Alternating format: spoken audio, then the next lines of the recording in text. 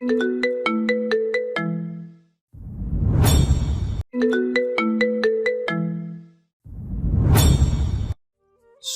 আমি বলছি ওকে ছেড়ে দাও। আই সে লিভ নাও সম্রাট। পুলিশ কমিশনার মাইনুল সম্রাটকে বলছে সাব ইন্সপেক্টর রফিককে ছাড়ার জন্য, কিন্তু সম্রাট মাইনুলের কথা না শুনে রফিককে মারতেই থাকে। রফিকের নাক মুখ ফেটে রক্ত পড়ছে। সম্রাটের রাগ যেন কমছেই না। মাইনুল সম্রাটকে টেনে তুলে গালে থাপ্পড় দিয়ে গালে শক্ত করে চেপে ধরে বলে, পাগল হয়ে গেছো তুমি? নিজের মধ্যে আসো সম্রাট, হুঁশে ফিরো। সম্রাট চোখ বাঁকিয়ে রফিকের দিকেই তাকিয়ে আছে। রফিক মাথাতে শুয়ে শুয়ে নিঃশ্বাসটুকু নিচ্ছে। মাইনুল সম্রাটকে টেনে অন্যদিকে নিয়ে যায়। দুজন কনস্টেবলকে বলে, রফিককে হসপিটালে নিয়ে যাও ফার্স্ট। আর রফিকের সেন্স ফিরলে কারোর সাথে কথা বলতে দেবে না। তোমরা দুজন ওখানে থাকবে, সেন্স ফিরলে সাথে সাথে আমাকে কল করবে। দুজন কনস্টেবল ভিতরে গিয়ে রফিককে ধরাধরি করে রুম থেকে বের করে নিয়ে গাড়িতে তুলে হসপিটালে নিয়ে যায়। মাইনুল সম্রাটকে একটা চেয়ারে বসিয়ে দিয়ে আবার বলে, সম্রাট, তুমি একটা সিক্রেট মিশনে আসো। এমন পাগলামি করলে আমাদের এতদিনের সব প্ল্যান মাটি হয়ে যাবে। সম্রাট চোখ বন্ধ করে বড় বড় নিঃশ্বাস ফেলে চোখ খুলে মাইনুলের দিকে তাকিয়ে বলে, কেউ যদি আমার মেঘার দিকে চোখ তুলে তাকায়, আমি তাকে সারা জীবনের জন্য অন্ধ করে দেব। সম্রাটের কথা শুনে মাইনুল কিছু সময় চুপ করে থেকে শান্ত কণ্ঠে বলে, এটা নিয়ে তুমি চিন্তা করো না। মেফায়ার সিকিউরিটির দায়িত্বে আমি নিলাম, তুমি নিজের কাজে মনোযোগ দাও। সম্রাট আর কিছু না বলে বের হয়ে যায়। কি, আপনারা কিছুই বুঝতে পারতেছেন না তো? সাথেই থাকুন, বুঝে যাবেন। চলুন কিছুটা পেছনে ফিরে যাই।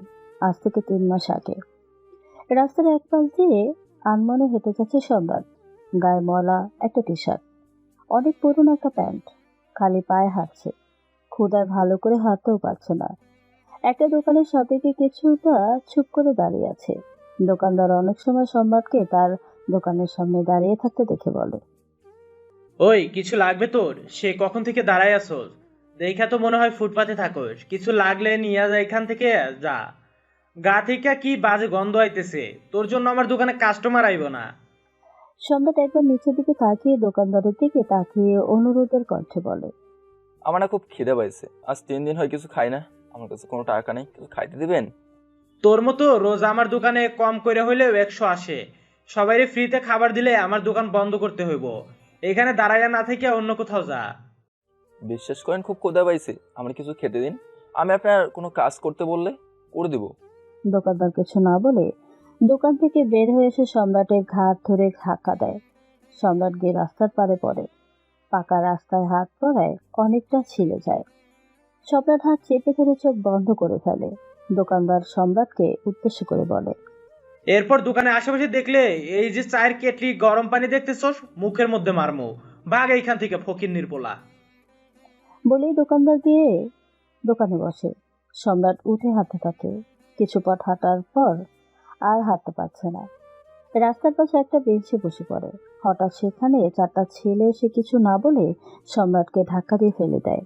সম্রাট রাস্তায় বসে ছেলেগুলোর দিকে তাকিয়ে বলে, ভাই, আমি আমি আপনাদের কি ক্ষতি করেছি? শুধু শুধু আমাকে কেন ফেলে দিলেন? 4জন ছেলের মধ্যে একজন এগিয়ে আসে সম্রাটের দিকে। মাথার চুল মেয়েদের মতো বড় বড়, মুখ ভর্তি দাড়ি। ছেলেটার নাম অর্ক। অর্ক সম্রাটকে লাথি দিতে সম্রাট রাস্তায় পড়ে যায়। অর্ক সম্রাটের বুকে পা রেখে বলে, তোর সাহস তো কম নয়, তুই এই অর্কর চোখের দিকে তাকিয়ে কথা বলিস? তুই জানিস আমি কে? এই পুরো ঢাকা শহর আমাদের কথা চলে। এখানে তোকে মেরে ফেলে দিলে কারো সাহস হবে না তোর লাশ নিয়ে কবরে শোয়ানোর জন্য। যদি নিজেকে জীবিত দেখতে চাস চুপচাপ এখান থেকে চলে যা, নয়তো এমন অবস্থা করবো নিজের পায়ে হেঁটে বাড়ি যেতে পারবি না। কথা বলেই অর্ক সম্রাটের বুক থেকে পা সরিয়ে বেঞ্চে এসে বসে পড়ে। সম্রাট উঠে দাঁড়িয়ে অর্ক দিকে তাকায়। অর্ক এটা দেখে আবার বলে, শুয়োরের বাচ্চা, তোর সাহস তো কম নয়, তুই এখন এখানে দাঁড়িয়ে আছিস, আবার আমার চোখের দিকে তাকিয়ে আছিস। 3 সেকেন্ড সময় দিলাম, আমার চোখের সামনে থেকে যা, নয়তো 4 সেকেন্ডের মাথায় পৃথিবীর আলো তোর জন্য হারাম হয়ে যাবে। সম্রাট আর কিছু না বলে চুপচাপ হাঁটতে থাকে। কিছু দূর আসার পর একটা টিউবওয়েল দেখতে পায়। কাছে গিয়ে চোখে মুখে পানি দিয়ে পানি খেয়ে আবার হাঁটতে থাকে। হাঁটতে হাঁটতে চলে একটা পুরনো ভাঙা বাড়ির সামনে। বাড়ির ভেতরে গিয়ে মেঝে শুয়ে পড়ে। হ্যাঁ, এই বাড়িটাই সম্রাটের। বাড়িতে কোনো দরজা নেই। একটা প্লাস্টিকের কাগজ দিয়ে দরজার মধ্যে আটকে রেখেছে। রুমে কোনো খাট নেই। মেঝেতে কিছু খের বিছিয়ে উপরে একটা চাদর বিছিয়ে রেখেছে। সম্রাট শুয়ে শরীরের ব্যথায় কুঁকিয়ে ওঠে। এতক্ষণ যে সম্রাটকে সবার থেকে অবহেলা পেতে দেখলে সেই আমাদের গল্পের নায়ক। কেন সম্রাট এমন ভাবে আছে সেটা গল্পের সাথে থাকলেই জানতে পারবেন।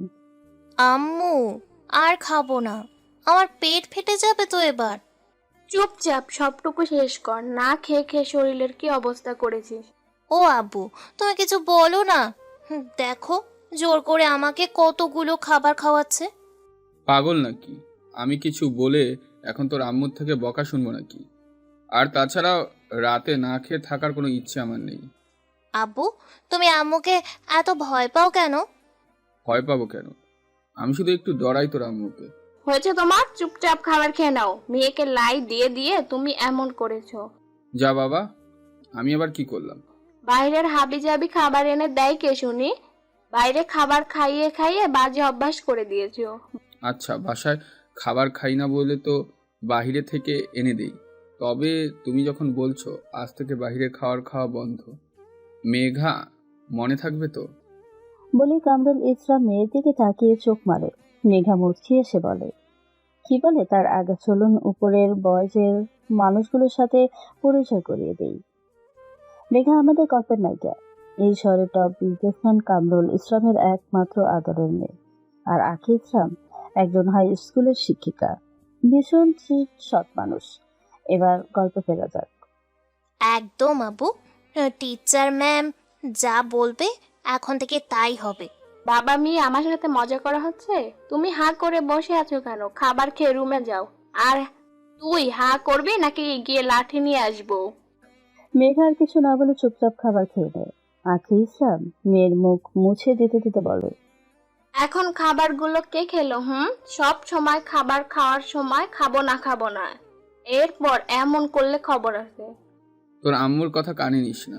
এখন থেকে লুকিয়ে লুকিয়ে বাইরে থেকে খাবার নিয়ে এসে আমি খাবো। তোর আম্মুকে আর দেখিয়ে খাওয়া যাবে না। টিচার ম্যাম কিন্তু খুব রেগে আছে। আচ্ছা আব্বু, তুমি বলো তো, খেতে ইচ্ছে না করলে মানুষ কিভাবে খায়? সেটাও টিচার ম্যামকে কে বোঝাবে? নিজে যা ভালো মনে হয় তাই করবে। আচ্ছা, তুই শুয়ে রেস্ট নে, আমি রুমে যাই। আমাকে গিয়ে রুমে না পেলে এখানে এসে যদি দেখে তোর সাথে কথা বলছি তাহলে তাহলে সব বুঝে যাবে। মেঘা কিছু না বলে চুপচাপ উঠে নিজের রুমে চলে যায়। রুমে এসে দেখে কামরুল ইসলাম তার রুমে বসে আছে। মেঘা এসে কামরুল ইসলামের পাশে বসে। কামরুল ইসলাম মেয়েকে বুকে জড়িয়ে ধরে বলে। কামরুল ইসলামের কথা শুনে মেঘা হাসতে থাকে। কামরুল ইসলামও হাসতে হাসতে মেয়ের রুম থেকে বের হয়ে নিচের রুমে চলে আসে। মেঘা শুয়ে শুয়ে মোবাইল টিপতে টিপতে ঘুমিয়ে পড়ে। বিকেলে সম্রাট ঘুম থেকে উঠে বাইরে এসে ফ্রেশ হয়ে নেয়। এই রুমে এসে ব্যাগ নিয়ে কিছু সময় ব্যাগের দিকে তাকিয়ে থাকে। এরপর ব্যাগ খুলে মোবাইল বের করে মেঘাকে কল করে। মেঘা একটু আগে ঘুম থেকে উঠে ফ্রেশ হয়েছে। মোবাইলের রিংটনের শব্দ শুনে মোবাইল হাতে নিয়ে সম্রাট নামটা স্ক্রিনে দেখে বিরক্ত হয়ে কল রিসিভ করে বলে, কি হয়েছে? কল কেন করেছো এখন? তোমার সাথে 2 দিন আগে কথা হয়েছে, গতকাল কল করলাম, কল রিসিভ করলে না। কি হয়েছে তোমার মেঘা? আমার সাথে কথা বলো না কেন তুমি? কথা বলতে ভালো লাগে না, তাই কথা বলি না। তোমাকে তো বলেছি আমাকে কল না করতে, তাও বেহায়ার মতো কেন বারবার কল করে আমাকে বিরক্ত করো? তুমি এমন করো কেন? কথা বলছো না কেন মেঘা? তুমি না আমাকে ভালোবাসো? 3 বছরের রিলেশন আমাদের, এত সহজে সবকিছু ভুলে গেলে? দেখো সম্রাট, তুমি আমার আব্বুর সম্পর্কে জানো। আব্বু যদি দেখে আমি মোবাইলে কথা বলি তাহলে আমাকে বাসা থেকে বের করে দিবে। আর রিলেশনে থাকলে সারাক্ষণ কথা বলতে হবে, এটা কি কোনো নিয়ম করা নাকি? আগের তোমাকে আর এখনকার তোমাকে আমি মেলাতে পারি না মেঘা। আমাকে জড়িয়ে রাখো অথচ নিজেকে আড়ালে রাখো। কেন যে দুয়ার খোলো না জানা হলো না। বাধা থাকে একই সুরে, কাছে থেকেও তবু দূরে। বুঝি না এ কোন অবিচার, নিজেরই ভেতরে খুঁজি। ভাবি এই ধরা দিলে বুঝি, পেয়েও হারাই শতবার। দূষিত এ দুটি আঁখি কি দিয়ে ভরিয়ে রাখি বলতো? এ কেমন তোমার ছলনা? পাশাপাশি দুটি স্রোতে হয়ে গেছি শুরু হতে, কখনো না হয়েও একাকার। একই তুমি একই আমি, সাথে চলি সাথেই থাকি। মেলাবে এ ধারা কবে বলো আর? আমাকে পুড়িয়ে একা এ নুহুর খেলা দেখা। বলো না এবার, বলো না কেন এত অবহেলা করছো আমাকে মেঘা? কিসের জন্য করছো আমার সাথে এমন?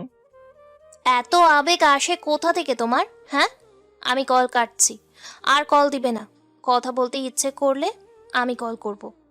বলেই মেঘা কল কেটে দেয়। সম্রাট মোবাইলের দিকে তাকিয়ে একটা দীর্ঘশ্বাস ফেলে মোবাইল পাশে রেখে দেয়। ব্যাগ থেকে ল্যাপটপ বের করে ল্যাপটপ অন করে। পুলিশ কমিশনার মাইনুলকে একটা ফেক আইডি থেকে কল করে। পুলিশ কমিশনার মাইনুল শুধু জানে এই আইডিটা কার। মাইনুল তার বাসার হলরুমে বসে ছেলে মেয়েদের সাথে কথা বলছিল। কল আসায় মোবাইল নিয়ে ওপরে নিজের রুমে চলে আসে। দরজা বন্ধ করে কল রিসিভ করে। সম্রাটের মুখের অবস্থা দেখে বলে, সম্রাট, তোমার মুখের এই অবস্থা কেন? কার সাথে মারামারি করেছো? স্যার, আপনার জন্য আমার এই অবস্থা। একজন রাস্তার টোকাই বানিয়ে আমাকে পাঠিয়ে দিয়েছেন, যে যেভাবে পারছে সেভাবে অপমান করছে, ঘাড় ধাক্কা দিচ্ছে, কিছু বলতেও পারছে না কাউকে, চুপচাপ সব কিছু সহ্য করতে হচ্ছে। সম্রাট, তুমি তো ভালো করে জানো সব কিছু। কাউকে আমি বিশ্বাস করতে পারি না তোমাকে ছাড়া। আমি তোমাকে কথা দিচ্ছি, এটাই লাস্ট। এরপর তোমার আসল পরিচয় পুরো পৃথিবীর সামনে আমি করিয়ে দেবো। আচ্ছা, এখন বলো কিছু কি করতে পারলে? আজকে মাত্র আসলাম, কাউকে চিনিও না এখানে, তবে মনে হয় একটা শত্রু পেয়েছি। কিছুদিনের মধ্যেই সবার খবর পেয়ে যাব, তারপর অবস্থা বুঝেই ঠিক করব কি করব। আমাদের হাতে মাত্র 4 মাস সময় আছে। এই 4 মাসের মধ্যে যা করার করতে হবে, নয়তো সব কিছু শেষ হয়ে যাবে সম্রাট। ডোন্ট ওয়ারি স্যার, আমি সব কিছু ঠিক করে নেব। আর হ্যাঁ, আমার বিকাশে কিছু টাকা পাঠিয়ে দিন। আসার সময় কিছু তো আনতে দিলেন না। সারাদিন শুধু পানি খেয়েছিলাম, ক্ষুধায় পেটের মধ্যে ইঁদুর দৌড়াচ্ছে। ঠিক আছে, আমি পাঠাচ্ছি। তবে এটাই ফার্স্ট আর এটাই লাস্ট। এরপর তোমাকে যে কোনো একটা কাজ ঠিক করে নিজের ব্যবস্থা নিজে করে নিতে হবে। স্যার, আপনার জন্য আর কত কি যে করতে হবে। এটা আমার জন্য না সম্রাট, আমাদের দেশের জন্য। তোমাদের দেশের জন্য, সরি। এটা আমার জন্য না সম্রাট, আমাদের দেশের জন্য, তোমার দেশের জন্য। আমরা দেশের জন্য লড়ছি, দেশের মানুষের জন্য লড়ছি সম্রাট। জি স্যার। আচ্ছা, আমি এখন রাখছি, টাকা পাঠিয়ে দিন, কিছু খেয়ে তারপর কাজে লেগে যাই। পুলিশ কমিশনার মাইনুল ঠিক আছে বলে কল কেটে দেয়। সম্রাট মোবাইল হাতে নিয়ে বাসা থেকে বের হয়ে যায়। কিছু সময়ের মধ্যে পুলিশ কমিশনার মাইনুল সম্রাটের বিকাশে টাকা পাঠায়।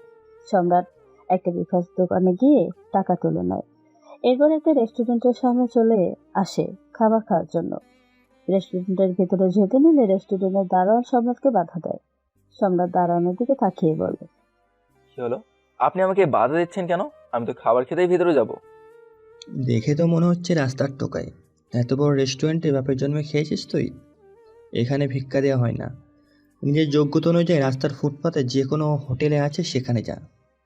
আর আমি টাকা দিয়েই খাবো, আমার কাছে টাকা আছে। তোর কাছে কত টাকা আছে সেটা তোর পোশাক দেখেই বোঝা যাচ্ছে। এই রেস্টুরেন্টে শুধু বড় লোকেরা আসে, তোর মতো ফকিন্নিরা নয়। ভালোই ভালোই চলে যা, নয়তো এই যে হাতে লাঠি দেখছিস, পিটিয়ে নাক মুখ ফাটিয়ে দিব। ভাগ শালা ফকিন্নি। সম্রাট আর কিছু না বলে উল্টো দিকে ঘুরে হাঁটতে থাকে। সম্রাট বুঝে গেছে এই পোশাক পরে থাকলে তাকে কেউ পাত্তা দেবে না। সম্রাট একটা শপিং মলের সামনে এসে তাকিয়ে আছে। শপিং মলের সামনে একজন দারোয়ান দাঁড়িয়ে আছে। সে কি তার সাথে একই আচরণ করবে কি না সেটা ভাবছে। ভাবনা বাতিল শপিং মলের ভিতরে যেতে থাকে। শপিং মলের গেটের কাছে আসতেই তার সামনে একটা লাঠি দিয়ে বাধা দেয়। সম্রাট দারোয়ানের দিকে তাকায়। দারোয়ান সম্রাটের পা থেকে মাথা পর্যন্ত দেখে বলে, এই বেটা, ভিতরে কোথায় যাচ্ছিস? এই শপিং মলে একটা টি শার্ট কিনতে তোর সারা জীবন কাজ করতে হবে। ফুটপাতে তোর মতো লোকের জন্য সস্তা জামা কাপড় বিক্রি করে, ওখানে যা। দেখুন, আমি টাকা নিয়ে এসেছি। আপনার কাজ এখানে ঝামেলা হয় কি না সেটা দেখা, আপনি সেটা করুন। সম্রাটের কথা শুনে দারোয়ান রেগে সম্রাটের গালে থাপ্পড় দিয়ে বলে, শালা ফকিনির পোলা, তুই আমাকে আমার দায়িত্ব শেখাস? দেখাই বোঝা যায় চোর তুই। শপিং মলের ভিতরে গিয়ে বড় লোকের কোনো মেয়ে দেখে তার ব্যাগ চুরি করে পালানোর ধান্দা। থাপ্পড় একটা খেয়েছিস? এখান থেকে না গেলে লোকজন ডেকে গণধোলাই দিয়ে তাড়াবো। সম্রাট আর কিছু না বলে ঘুরে হাঁটতে থাকে। রাস্তার পাশে ফুটপাতে অনেকগুলো দোকান। সেখান থেকে কটা টি শার্ট আর প্যান্ট কিনে চলে আসে রাস্তার পাশে একটা হোটেলে। একজন এসে বলে, কি লাগবে বলুন। 1 প্লেট ভাত আর মাংস নিয়ে আসুন, আর হ্যাঁ, সালাদ একটু বেশি করে আনবেন। লোকটা সম্রাটের দিকে কিছু সময় তাকিয়ে থেকে চলে যায়। একটু এবার ভাত আর মাংস দিয়ে যায়। সম্রাট মুখে খাবার দিতে যাবে, ঠিক তখনই সেখানে অর্ক আসে, তার সাথে 3 জন আসে। অর্ককে দেখে দোকানদার দৌড়ে সম্রাটের কাছে এসে, ছোট মালিক, আপনি আমার হোটেলে কি লাগবে বলেন, আমি এনে দিচ্ছি। ভাইজান পাঠাইছে, তুই নাকি এই মাসে চাঁদা দাস নাই? আসলে ছোট মালিক, আমার বউটার বাচ্চা হয়েছে, হাসপাতালে অনেক টাকা লাগা গেছে, আমি সামনের মাসে দিয়ে দুমু। ভাইজানের টাকা না দিয়ে তুই বাচ্চা হয়েছস, টাকা বাইর করে দে, নয়তো তোর বাচ্চা বাপ রাখার জন্য তোর জীবিত পাইব না। ছোট মালিক, আমার কাছে এখন এত টাকা নাই, আমারে কয়টা দিন সময় দেন। দোকানদারের কথা শুনে অর্ক রাগে লুকে দোকানদারের দিকে তাকায়। দোকানদারের কলার ট্রেনে রাগে কণ্ঠে বলে, এই মুহূর্তে টাকা বের কর, নয়তো তোর দোকানের এমন অবস্থা করব সারা জীবন ভিক্ষা করে খাইতে হইব। বলেই অর্ক দোকানদারকে ধাক্কা দেয়। দোকানদার মাথা নিচু করে গিয়ে কেসে যা টাকা আছে সব এনে অর্কর হাতে দেয়। অর্ক টাকা হাতে নিয়ে বলে, সময় মতো আগামী মাসের টাকা দিয়ে আসবি, যদি আমার আসতে হয় তাহলে ভালো হবে না। বলেই অর্ক চলে যেতে নিলে চোখ যায় সম্রাটের দিকে। সম্রাটের সামনে সে একটা চেয়ার টেনে বসে বলে, তুই সে না যাকে আজকে রাস্তায় ফেলে মেরেছি? এই শহরে নতুন নাকি? আগে তো তোকে দেখিনি। নাম কি তোর? সম্রাট একবার অর্কর দিকে তাকিয়ে আবার খেতে থাকে। এটা দেখে অর্ক রেগে বলে, ফকিন্নির পল, আমি তোরে জিজ্ঞেস করছি, তুই উত্তর না দিয়ে চুপচাপ খাচ্ছিস? বলেই অর্ক সম্রাটের প্লেটে পানি ঢেলে দিয়ে বলে। নে এবার খা। সম্রাট চোখ বন্ধ করে একটা নিঃশ্বাস ফেলে। এটা দেখে অর্ক বলে, ওলে বাবালে, সাহেবের রাগ হচ্ছে। এই দেখ দেখ সাহেব কেমন ফোঁস করছে। অর্ক কথা শুনে সবাই একসাথে হাসতে থাকে। অর্ক সম্রাটের শার্টের কলার ধরে টেনে দাঁড় করিয়ে গলা চেপে ধরে বলে, চোখ নামিয়ে থাকবি সব সময়। এরপর যদি আমার চোখের তোকে তাকাতে দেখি তাহলে চোখ টেনে তুলে ফেলবো। যা সর, শালা ফকিন্নি। বলেই সম্রাটকে ধাক্কা দিয়ে ফেলে দেয়। সবাইকে নিয়ে অর্ক চলে যায়। সম্রাট উঠে সোজা হয়ে দাঁড়িয়ে দোকানদারের কাছে গিয়ে খাবার বিল দিয়ে বলে, আচ্ছা, আপনি ওনাকে টাকা কেন দিয়ে দিলেন? আর আপনাকে এতগুলো কথা বললো, আপনি কিছু বললেন না? পুলিশের কাছে গিয়ে ওর নামে কমপ্লেন করেন না কেন? সম্রাটের কথা শুনে দোকানদার একটা দীর্ঘশ্বাস ফেলে বলে, পুলিশ ওদের কথায় উঠে আর বসে। পুলিশ শুধু নামেই জনগণের বন্ধু, আর বাস্তবে ওদের পা চেটে খায়। সম্রাট আর কিছু না বলে চুপচাপ হোটেল থেকে বের হয়ে হাঁটতে থাকে। কিছু পথ হাঁটার পর হঠাৎ কারোর সাথে ধাক্কা খায়। মাথা তুলে সামনে তাকিয়ে দেখে একজন পুলিশ অফিসার। সম্রাট কিছু বলতে যাবে তার আগেই পুলিশ অফিসার সম্রাটের কাছে এসে গালে কয়েকটা থাপ্পড় দিয়ে সম্রাটের কলার টেনে ধরে বলে, এই শালা, চোখে দেখিস না?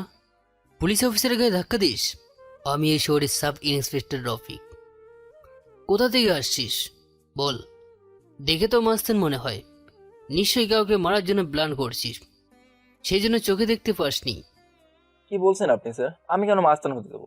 আমি তো মাত্র খাবার খেয়ে আসলাম হোটেল থেকে, বাসে যাচ্ছি। তোর মতো এমন অনেক দেখেছি। তোর হাতে এগুলো কিসের ব্যাগ? দেখি ব্যাগ দে। স্যার, এগুলোতে আমার জন্য কিছু জামা কাপড় নিয়ে এসেছি। আপনি আমাকে যা ভাবছেন আমি তা নই। সাব ইন্সপেক্টর রফিক সম্রাটের কথা পাত্তা না দিয়ে হাত থেকে শপিং ব্যাগগুলো নিয়ে উল্টো করে ধরে। ব্যাগে থাকা জামা কাপড়গুলো মাটিতে পড়ে যায়। এই রফিক আর কিছু না বলে সম্রাটের গলা ছেড়ে দেয়। সম্রাট চোখ বন্ধ করে একটা শ্বাস ফেলে।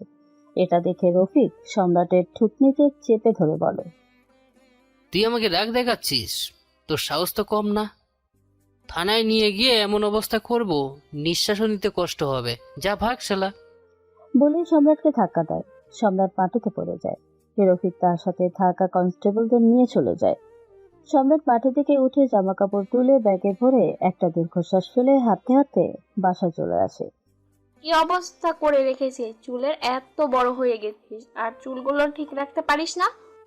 আমার আম্মু থাকতে আমি কেন এত কষ্ট করব? তুমি বলেছো চুল বড় রাখতে, তাই তুমি আমার চুলের যত্ন নিবে। আমি কতবার বলেছি চুল কেটে একটু ছোট করে নিই। এক থাপ্পড় দিয়ে সবগুলো দাঁত ফেলে দিব। এত সুন্দর চুলগুলো কাটার কথা বলে। তাহলে আবার বলো কেন চুলের কথা? আহ, আস্তে আম্মু, এত জোরে চুল টান দিলে চুল সব উঠে চলে আসবে তো। চুপ করে একটু বসবি তুই? তোর কথার জ্বালায় চুলে ভালো করে তেলও দিতে পারছি না। মেঘা চুপ করে বসে আছে। আখি ইসলাম মেয়ের মাথায় তেল দিয়ে চুল আছড়ে দেয়। এদিকে অর্ক একটা পুরোনো বাড়িতে ঢোকে। চেয়ার উপর পা রেখে বসে আছে মীর। এই শহরের সবাই মীর নামটাকে ভয় পায়। আমাদের গল্পে ফিরে ছোটে জ্বলন্ত সিগারেট, চোখে কালো চশমা, ডান হাত জুড়ে ট্যাটু আঁকা, চুলগুলো ঘাড় ছাড়িয়ে অনেকটা নিচে। অর্ক এগিয়ে গিয়ে মীরের পা ছুঁয়ে সালাম করে।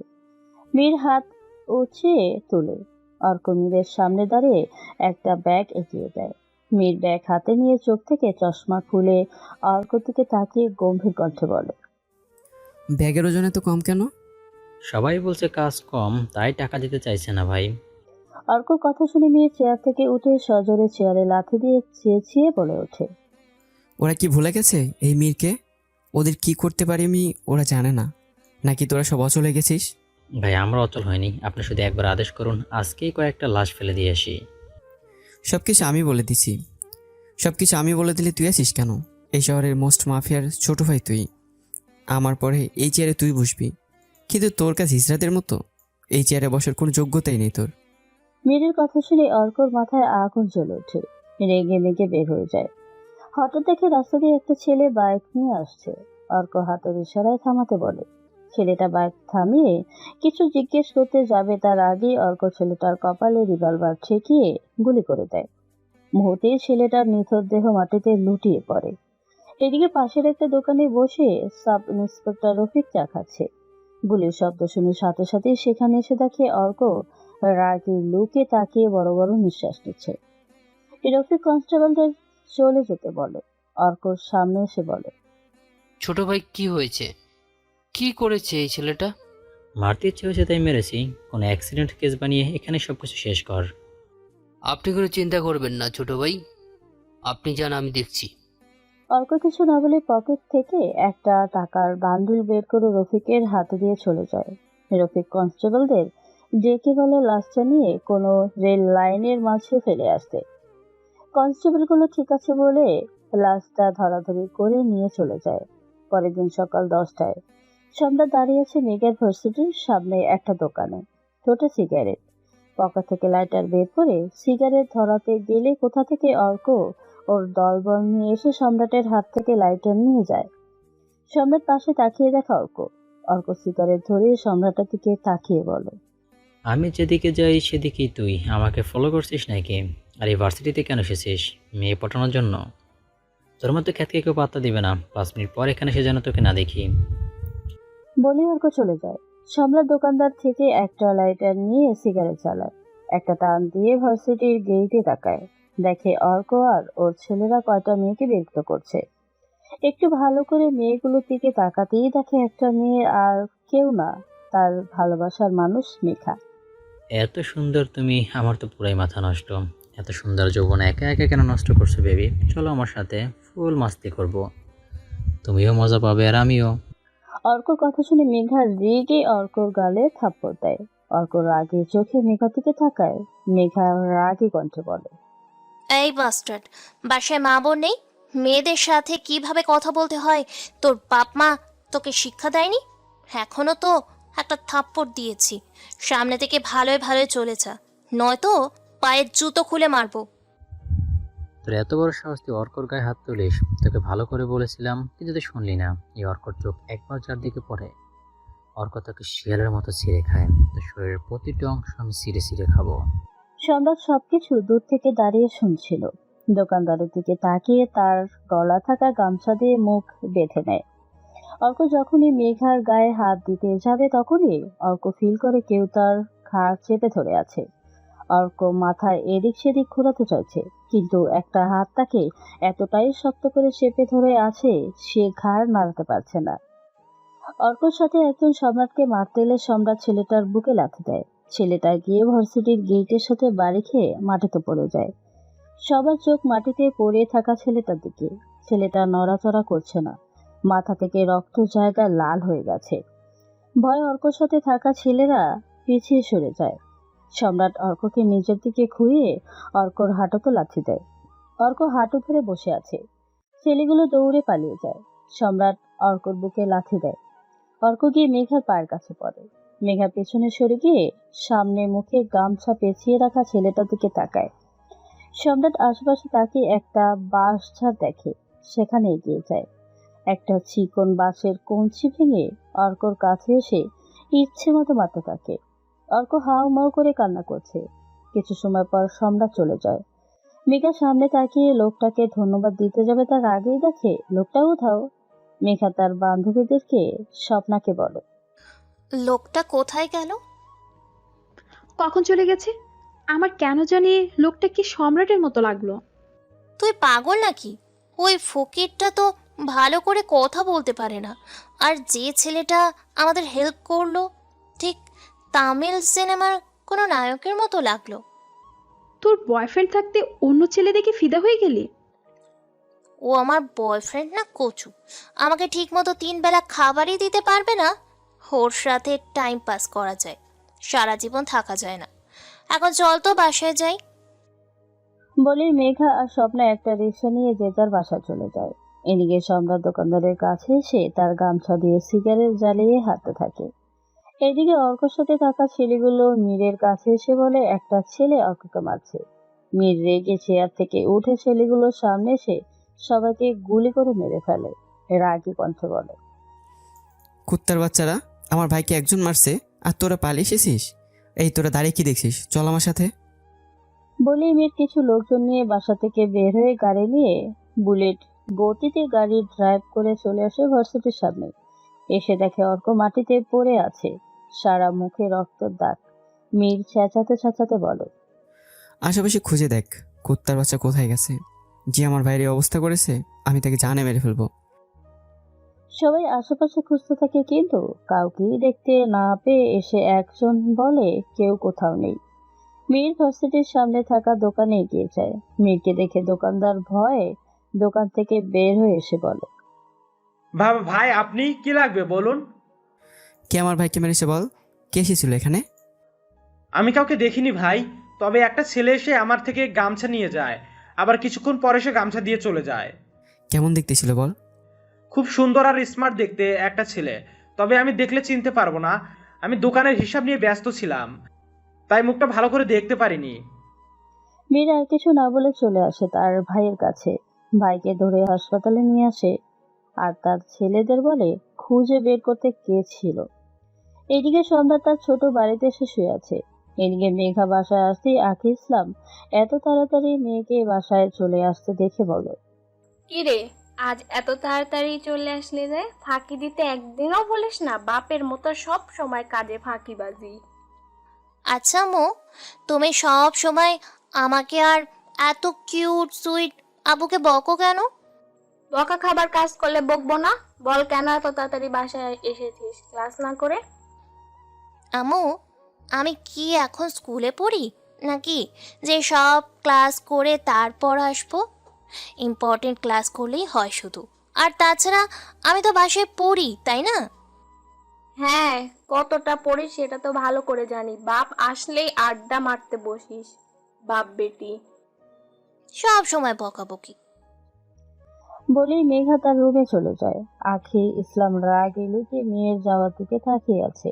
মেঘা নিজের রুমে এসে ব্যাগ রেখে ড্রেস চেঞ্জ করে বেডে বসে ভাবছে একটু আগের ছেলেটার সত্যি সত্যি সম্রাট ছিল না তো। মোবাইল বের করে সম্রাটকে কল করে। সম্রাটের চোখ মাত্রই লেগেছে। মোবাইলের রিংটোনে ঘুম ভেঙে যায়। মোবাইল হাতে নিয়ে দেখে মেঘা নামটা স্ক্রিনে ছলছল করছে। মেঘা কল করেছে দেখে সম্রাট এক লাফে উঠে বসে। ঠোঁটের কোণে হাসি ফুটে ওঠে। সাথে সাথে কল রিসিভ করে সম্রাট বলে, মেঘা, তুমি আমাকে কল করেছো? I can't believe. আমি কি সত্যি দেখছি? এত খুশি আবার কিছু নেই। একটু আগে তুমি কোথায় ছিলে? কোথায় ছিলাম বলতে কি বলতে চাইছো? বুঝতে পারছি না। প্রশ্নের উত্তর না দিয়ে প্রশ্ন করছো কেন? কোথায় ছিলে একটু আগে সেটা বলো। আমি তো আমার বাসায় ছিলাম, হঠাৎ এই কথা কেন জিজ্ঞেস করছো? আমি কিন্তু কোনো মেয়ের সাথে ছিলাম না। কোনো মেয়ের সাথে থাকলেও আমার কোনো সমস্যা নেই। তুমি কি কিছুক্ষণ আগে আমার ভার্সিটির সামনে এসেছিলে? তুমি তো তোমার ভার্সিটির সামনে গেলে রেগে যাও, তাই যায়নি। তবে তুমি বললে কালকে আসতে পারি। কোনো প্রয়োজন নেই, রাখছি, পড়তে হবে। বলে মেঘা সম্রাটকে কিছু বলার সুযোগ না দিয়ে কল কেটে দেয়। সম্রাট একটা দীর্ঘশ্বাস ফেলে মোবাইলের দিকে তাকিয়ে আছে। মোবাইল রেখে সম্রাট আবার শুয়ে পড়ে। এদিকে সাব ইন্সপেক্টর রফিক মীরের বাসায় বসে আছে। মীরের চোখ থেকে রাগে আগুন ছড়ছে। সাব ইন্সপেক্টর রফিক ভয় ভয় বলে, ভাই আপনি কোনো চিন্তা করবেন না, আমি চারপাশে লোকজন ছড়িয়ে ছিটিয়ে রেখেছি। যে ছোট ভাইয়ের গায়ে হাত তুলেছে তাকে ঠিক খুঁজেই বের করব। মীর বসা থেকে উঠে কিছু সময় পাচারি করে ঘাড় বাঁকিয়ে রফিকের দিকে তাকিয়ে বলে, ইন্সপেক্টর, তুই কি করবি না করবি আমি জানি না। যে আমার ভাইয়ের গায়ে হাত তুলছে আমি তাকে চাই, তাও আবার জীবিত। আমি নিজের হাতে মারবো তাকে। আমি ওকে খুব তাড়াতাড়ি আপনার পায়ের সামনে ওই কুত্তার বাচ্চাকে ফেলবো। মুখে মুখে কথা শুনতে ভালো লাগছে না, আগে করে দেখা। রফিক কিছু না বলে মাথা নেড়ে চলে যায়। মীর গিয়ে নিজের চেয়ারে বসে, একটা সিগারেট মুখে নিয়ে এদিক সেদিক করতে থাকে। বিকেল 4টা। সম্রাট রাস্তার এক পাশ দিয়ে হাঁটছে। হঠাৎ সম্রাটের 3জন ছোটবেলার বন্ধুর সাথে দেখা হয়। সম্রাট ঠোঁটের কোণে হাসি টেনে বলে, আরে তোরা এখানে? আমরা তো এখানেই থাকি, কিন্তু তুই এখানে কিভাবে? জব করিস নাকি এখানে? আমাকে আর কে জব দেবে? লেখাপড়া জানি না, বেকার ঘুরে ঘুরে কাটাচ্ছি। তা তোরা কি করিস এখানে? আমরা 3জন একটা ছোটখাটো কোম্পানিতে জব করছি। চল কোথাও বসে গল্প করি। আজ সম্রাট আমাদের ট্রিট দেবে, মনে আছে? লাস্ট টাইম যখন দেখা হয়েছিল বলেছিলি তুই আমাদের খাওয়াবি, কিন্তু তারপর সেই যে উধাও হয়ে গেলি আর তো কোনো খবরই ছিল না। ভালো কথা মনে করেছিস সম্রাট, আজকে কিন্তু কোনো বাহানা চলবে না। চল আজকে আমাদের ট্রিট দিতে হবে। আজকে থাক, অন্য একদিন তোদেরকে ঠিক খাওয়াবো। হ্যাঁ, তারপর আবার উদা হয়ে যা। তোর কোনো কথাই শুনছি না আমরা। আজকেই টিপ দিতে হবে মানে আজকেই। সম্রাট যেতে না চাইলেও বন্ধুদের রিকোয়েস্ট ফেলতে পারছে না। পকেট হাত রেখে দেখে 1000 টাকা আছে। ভাবে এই টাকা দিয়ে হয়ে যাবে, তাই বন্ধুদের নিয়ে হাঁটতে থাকে। এরপর একটা রেস্টুরেন্টে চলে আসে 4জন। ওইটার এসে জিজ্ঞেস করে কি খাবে। 3জনের অর্ডার শুনে সম্রাট চিন্তায় পড়ে যায়, কিন্তু বন্ধুদের মুখের হাসি দেখে কিছু বলতে পারছে না। ওইটার অর্ডার নিয়ে চলে যায়। কিরে তুই চুপচাপ বসে আছিস কেন? না এমনি। আচ্ছা আমি তো অনেকদিন থেকেই এখানে এসেছি, কিন্তু তোদের তো দেখলাম না। কাজ নিয়ে অফিসে এত ব্যস্ত, বাইরে খুব একটা আসা হয়নি। আজকে অফিস বন্ধ ছিল, তাই 3জনে বাইরে বের হয়েছি। ও আচ্ছা, তা তোদের সাথে আমাকে একটা কাজ ঠিক করে দে না, বেকার আর কদিন ঘুরবো। আমাদের কাজ থাকবে কিনা সেটা তো জানি না রে দোস্ত। অফিস থেকে কিছুদিন আগে কিছু স্টাফ বের করে দিয়েছে। 4 বন্ধুর কথার মাঝে ওয়েটার খাবার নিয়ে আসে। 4 বন্ধু খাবার শেষ করে। এরপর ওয়েটার বিলের কার্ড হাতে দিতেই সম্রাট বিল দেখে চুপ হয়ে যায়। 4000 টাকা বিল এসেছে। ওয়েটার বিলের কথা বলতেই সম্রাট 3জনকে বলে, তোরা বাইরে গিয়ে অপেক্ষা কর, আমি বিল দিয়ে আসছি। বিল দিয়ে দে, তারপর আমরা একসাথেই যাই। আমি একটু ওয়াশরুমে যাব, তোরা বাইরে যা, আমি আসছি। তো তুই ওয়াশরুমে যা, আমরা এখনই আসি। সম্রাট বুঝে গেছে 3জনকে বাইরে যেতে বললেও যাবে না। ওয়েটারকে বলে ক্যাশ কাউন্টারে গিয়ে বিল দিয়ে আসছে। বলেই সম্রাট ক্যাশ কাউন্টারে চলে আসে। ক্যাশ কাউন্টারে থাকা ছেলেটা ওয়েটারকে জিজ্ঞেস করে কত টাকা হয়েছে। ওয়েটার বলে 5000 টাকা। 5000 টাকা দিন। আসলে আমার কাছে এখন এত টাকা নেই, আমি একটু সামনে থাকি, কাল এসে টাকা দিয়ে যাবো। সম্রাটের কথা শুনে ক্যাশ কাউন্টারের ছেলেটা সম্রাটের দিকে ভালো করে কিছু সময় তাকিয়ে বলে, তোর মতো বাটপাড়া অনেক দেখেছি, পকেটে 100 টাকা নেই আর এত বড় রেস্টুরেন্টে খেতে চলে এসেছিস। আর খাবার শেষ হলে তোদের ডায়লগ একটাই, মানিব্যাগ কোথায় যেন পড়ে গেছে, খুঁজে পাচ্ছি না। এসব আমাকে শেখাতে আসিস না। চুপচাপ ভালোই টাকা দিয়ে এখান থেকে যা, নয়তো পুলিশ থেকে জেলে পাঠাবো।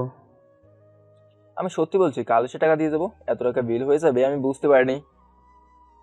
এটা কোনো ফুটপাতের হোটেল নয় যে 200-300 টাকা দিয়ে খাবার খেয়ে চলে যাবে। চুপচাপ টাকা দিয়ে এখান থেকে যা। ক্যাশ কাউন্টারের ছেলেটা আর সম্রাটের কথার মাঝে সেখানে রেস্টুরেন্টের ম্যানেজার আসে। চাচামুচি দেখে ম্যানেজার ক্যাশ কাউন্টার ছেলেটাকে জিজ্ঞেস করে, কি হয়েছে? এত চেঁচামেচি করছো কেন? বাকি কাস্টমারদের তো সমস্যা হচ্ছে। স্যার, এই ছেলে এখানে খাবার খেয়েছে, বিল এসেছে 5000 টাকা, আর ও 1000 টাকা দিয়ে বলছে কাল এসে টাকা দিয়ে যাবে। ম্যানেজার সম্রাটের দিকে তাকায়, মাথা থেকে পা পর্যন্ত ভালো করে দেখে বলে, এই ছোট লোক, নিজের অকাত ভুলে গেছিস তুই? পোশাক দেখেই বোঝা যাচ্ছে কোনো ফুটপাতে থাকিস। এত বড় রেস্টুরেন্টে বাপের জন্মে কখনো দেখেছিস? টাকা দিয়ে যা, নয়তো সারাদিন তোকে থালা বাসন মাজতে হবে। ক্যাশ কাউন্টারে চেঁচামেচি দেখে সবাই এসে ভিড় জমিয়েছে। সম্রাট মাথা নিচু করে দাঁড়িয়ে আছে।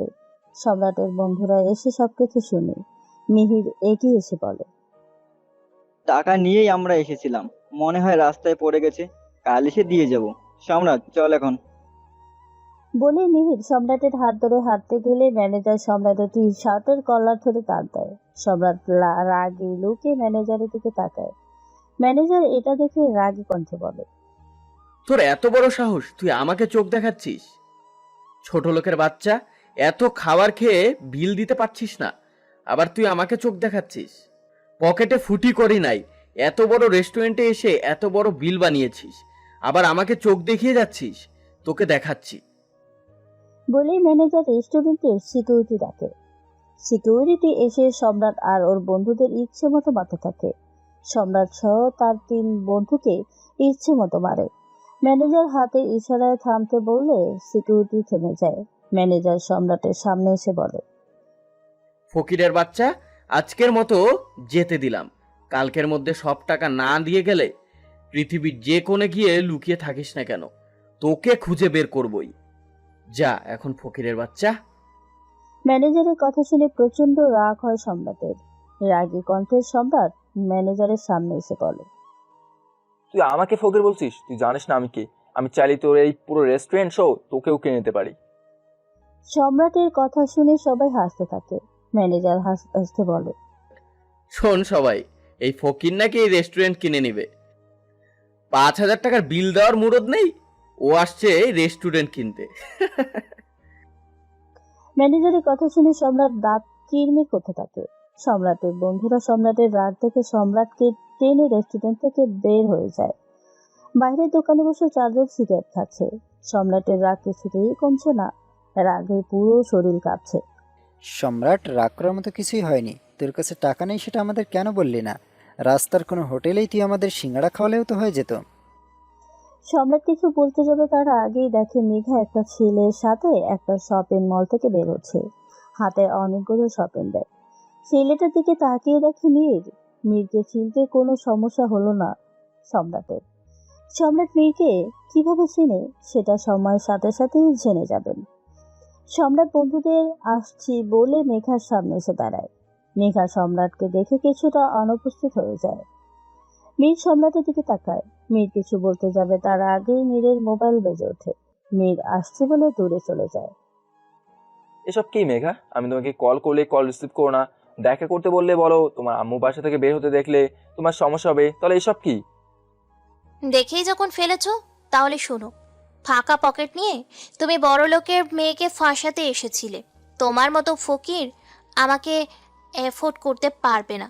নিজের দিকে তাকিয়ে দেখো, তোমার থেকে একজন রাস্তার ফকিরেরও এর থেকে ভালো জামা কাপড় থাকে।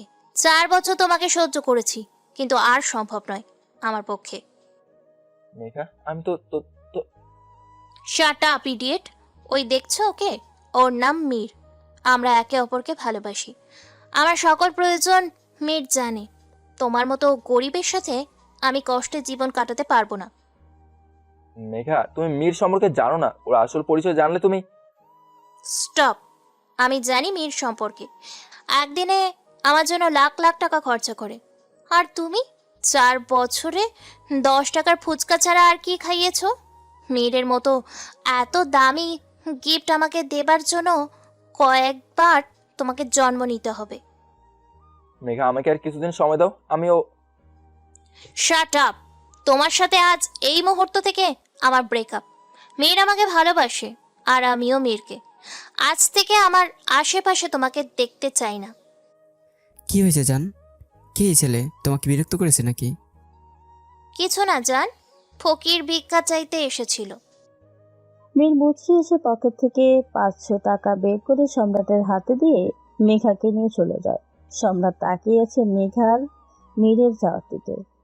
মেঘার মীরের সম্পর্ক 6 মাসের। মেঘা মীরের আসল পরিচয় জানে না। মীর মেঘার সামনে সবসময় ভদ্র ছেলে হয়ে থাকতো আর মেঘাকে দামি দামি গিফট উপহার দিত। মেঘার মনে ধীরে ধীরে মীরের প্রতি ভালোবাসা জন্মে যায়। মীর নিজের সম্পর্কের কথা কাউকেই বলেনি, তাই অর্কও জানে না মেঘার কথা। কি হবে এরপর? সম্রাট কি মেঘাকে হারিয়ে ফেলবে? মীর কি মেঘাকে সত্যিই ভালোবাসবে? জানতে হলে সাথেই থাকুন। সম্রাট মন খারাপ করে হাঁটতে হাঁটতে বাসায় চলে আসে। মীর মেঘাকে তার বাসা ড্রপ করে চলে যায়। মেঘা বাসার ভিতরে আসতেই আখি ইসলাম মেঘার হাতে এত ব্যাগ দেখে বল, কিরে, এত শপিং ব্যাগ নিয়ে কোথা থেকে আসলি? মনে হচ্ছে পুরো শপিং মল সাথে করে নিয়ে এসেছিস। এত টাকা কে দিল তোর আব্বু? মেঘা তার আম্মুর কথা শুনে চুপ করে মনে মনে ভাবছে কি বলবে। মেঘাকে চুপ থাকতে দেখে আখি ইসলাম আবার বলে, চুপ করে আছিস কেন? আমি কিছু জিজ্ঞেস করেছি না? আমার কাছেই টাকা ছিল আম্মু। এত প্রশ্ন কেন করছো আম্মু? তোমার কথা শুনে মনে হচ্ছে আমি সবকিছু চুরি করে নিয়ে এসেছি। বলেই মেঘা তার আম্মুকে কিছু বলতে না দিয়ে উপরে নিজের রুমে চলে যায়। আখি ইসলাম মেয়ের যাওয়ার দিকে তাকিয়ে আছে।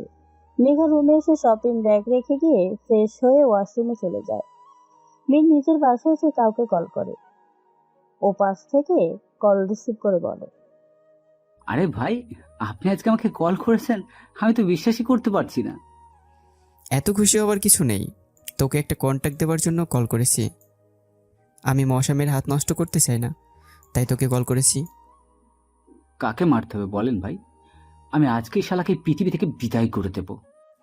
তোর মোবাইলে ছেলেটা ছবি পাঠাচ্ছি, আর ডিটেলস একটু পর পাঠাচ্ছি। বলে মেয়ের কল কেটে দেয়। মেঘার সাথে যখন সম্রাট কথা বলছিল তখন মেয়ে সেখানকার সব কথা শুনেছে আর লুকিয়ে সম্রাটের ছবি তুলে নেয় আর তার লোকজনকে দিয়ে সম্রাটের খোঁজ খবর নিতে বলে। সম্রাটের ছবি শান্ত নামের ছেলেটাকে পাঠায়, কিন্তু ছবিটা ভালো করে বোঝা যাচ্ছে না, এক পাশে দেখাচ্ছে। কিছু সময়ের মধ্যে মীরের ছেলেটা সম্রাটের ডিটেলস এনে দেয়। মীর শান্তকে সম্রাটের ডিটেলস পাঠিয়ে দেয়। রাত 10টা, সম্রাট নিজের রুমে শুয়ে আছে। হঠাৎ করে ছেলে এসে সম্রাটের মুখ বেঁধে ফেলে। সম্রাট হাত পা ছোড়ার আগেই হাত পা বেঁধে ফেলে। সবাই সম্রাটকে ধরে গাড়িতে তুলে নেয়। সম্রাট ছোটাছুটি করছে, পারছে না ছুটতে। কিছু সময়ের মধ্যে গাড়ি একটা পুরনো বাড়ির সামনে এসে থামে। সবাই সম্রাটকে ধরে গাড়ি থেকে নামিয়ে বাড়ির ভেতরে নিয়ে একটা চেয়ারের সাথে বেঁধে ফেলে। কিছু সময় পর শান্ত এসে বলে, এমন করে বেঁধে রেখেছিস মনে হচ্ছে আন্ডারওয়ার্ল্ডের ডনকে বেঁধে রেখেছিস। মুখটা খোল, মরার আগে একটু শালার মুখটা দেখি। একদিন দিয়ে সম্রাটের মুখের উপর থেকে কাপড় সরাতেই শান্ত পুরো শরীর থরথর করে কাঁপতে থাকে। শান্ত গিয়ে ওর ছেলেদের মারতে মারতে বলে, তার বাচ্চারা তোরা কাকে বেঁধে রেখেছিস? তাড়াতাড়ি খোল বলছি। ভাই, ভুল হয়ে গেছে, আমি জানতাম না আপনার সুপারি দিয়েছে, আমাকে মাফ করে দেন। শালারা দাঁড়িয়ে কি শুনছিস? তাড়াতাড়ি খোল। একজন ছেলে গিয়ে সম্রাটের হাত পায়ের বাঁধন খুলে দেয়। সম্রাট বসা থেকে উঠে দাঁড়ায়। শান্ত সম্রাটের পা জড়িয়ে ধরে কান্না করতে করতে বলে, ভাই, আমাকে মাফ করে দিন, আমাকে মারবেন না। আমি যদি আগে জানতাম তাহলে কখন এমন ভুল করতাম না। সম্রাট শান্তর কলার ধরে টেনে তুলে ঘাড় বাঁকিয়ে বলে, তোকে ভালো হওয়ার জন্য সুযোগ দিয়েছিলাম, কিন্তু এখন আগের মতোই আসিস। দ্বিতীয় সুযোগ তুই পাবি না। বলে সম্রাট শান্তর কোমরে তাকিয়ে দেখে একটা ছুরি। ছুরিটা নিয়ে এক এক করে সবাইকে মেরে ফেলে। শান্তর গলায় পা পেঁচিয়ে চেপে ধরে। শান্ত ছোটার জন্য ছটফট করছে, কিন্তু সম্রাট এত শক্ত করে চেপে ধরেছে, ছুটতে পারছে না। সম্রাট পা জুড়ে খুঁড়াতেই শান্তর ঘাড় ভেঙে যায়। কিছু সময় ছটফট করতে করতে মারা যায়। সম্রাট কাউকে কল করে সেখান থেকে বের হয়ে নিজের বাসায় চলে আসে। এইদিকে মীর শান্তকে কল করছে, কিন্তু শান্তর মোবাইল বন্ধ। মীর পায়চারি করছে। অর্ক মীরকে এমন করতে দেখে এগিয়ে এসে বলে, কি হয়েছে ভাই? আপনাকে এত অস্থির লাগছে কেন? কোনো সমস্যা হয়েছে? শান্তকে একটা কাজ দিয়েছিলাম, কিন্তু ওর মোবাইল বন্ধ। কাজটা হলো কিনা জানি না। তুমি আমাকে কেন বলনি? আমি কাজটা করে ফেলতাম। একদিনের মারে হাসপাতালে পড়েছিলি। যে আমার গায়ে হাত তুলছে তাকে আমি আজ নয় কাল ঠিক খুঁজে বের করবো, আর তোমার সামনে এনে আমি ওকে মারবো। এখন তুই যা, আমি একটা বিষয় নিয়ে খুব চিন্তায় আছি। অর্ক আর কিছু না বলে চুপচাপ চলে যায়। মীর নিজের চেয়ারে বসে মাথায় হাত রেখে মনে মনে বলে, এই ছেলে কে? আমার সম্পর্কে এত কিছু কিভাবে জানে? ওই ছেলের সম্পর্কে শুনে তো মনে হলো সাধারণ একটা ছেলে। ওই ছেলে মেঘার কাছে গিয়ে আমার সম্পর্কে বললে আমার সব প্ল্যান মাটি হয়ে যাবে। বলেই মীর সাব ইন্সপেক্টর রফিককে কল করে। Sub inspector Rafiq call receive করে বলে, আসসালামু আলাইকুম ভাই, আপনি আমাকে হঠাৎ স্মরণ করলেন? ছেলেটাকে খুঁজে বের করতে পেরেছিস? আমি লোকজন লাগিয়ে রেখেছি, আর কয়েকদিন মধ্যে ঠিক খুঁজে বের করব। একটা কাজও তোকে দিয়ে ঠিক মতো হয় না। আর একটা কাজ দিচ্ছি, এটা আগে করবি।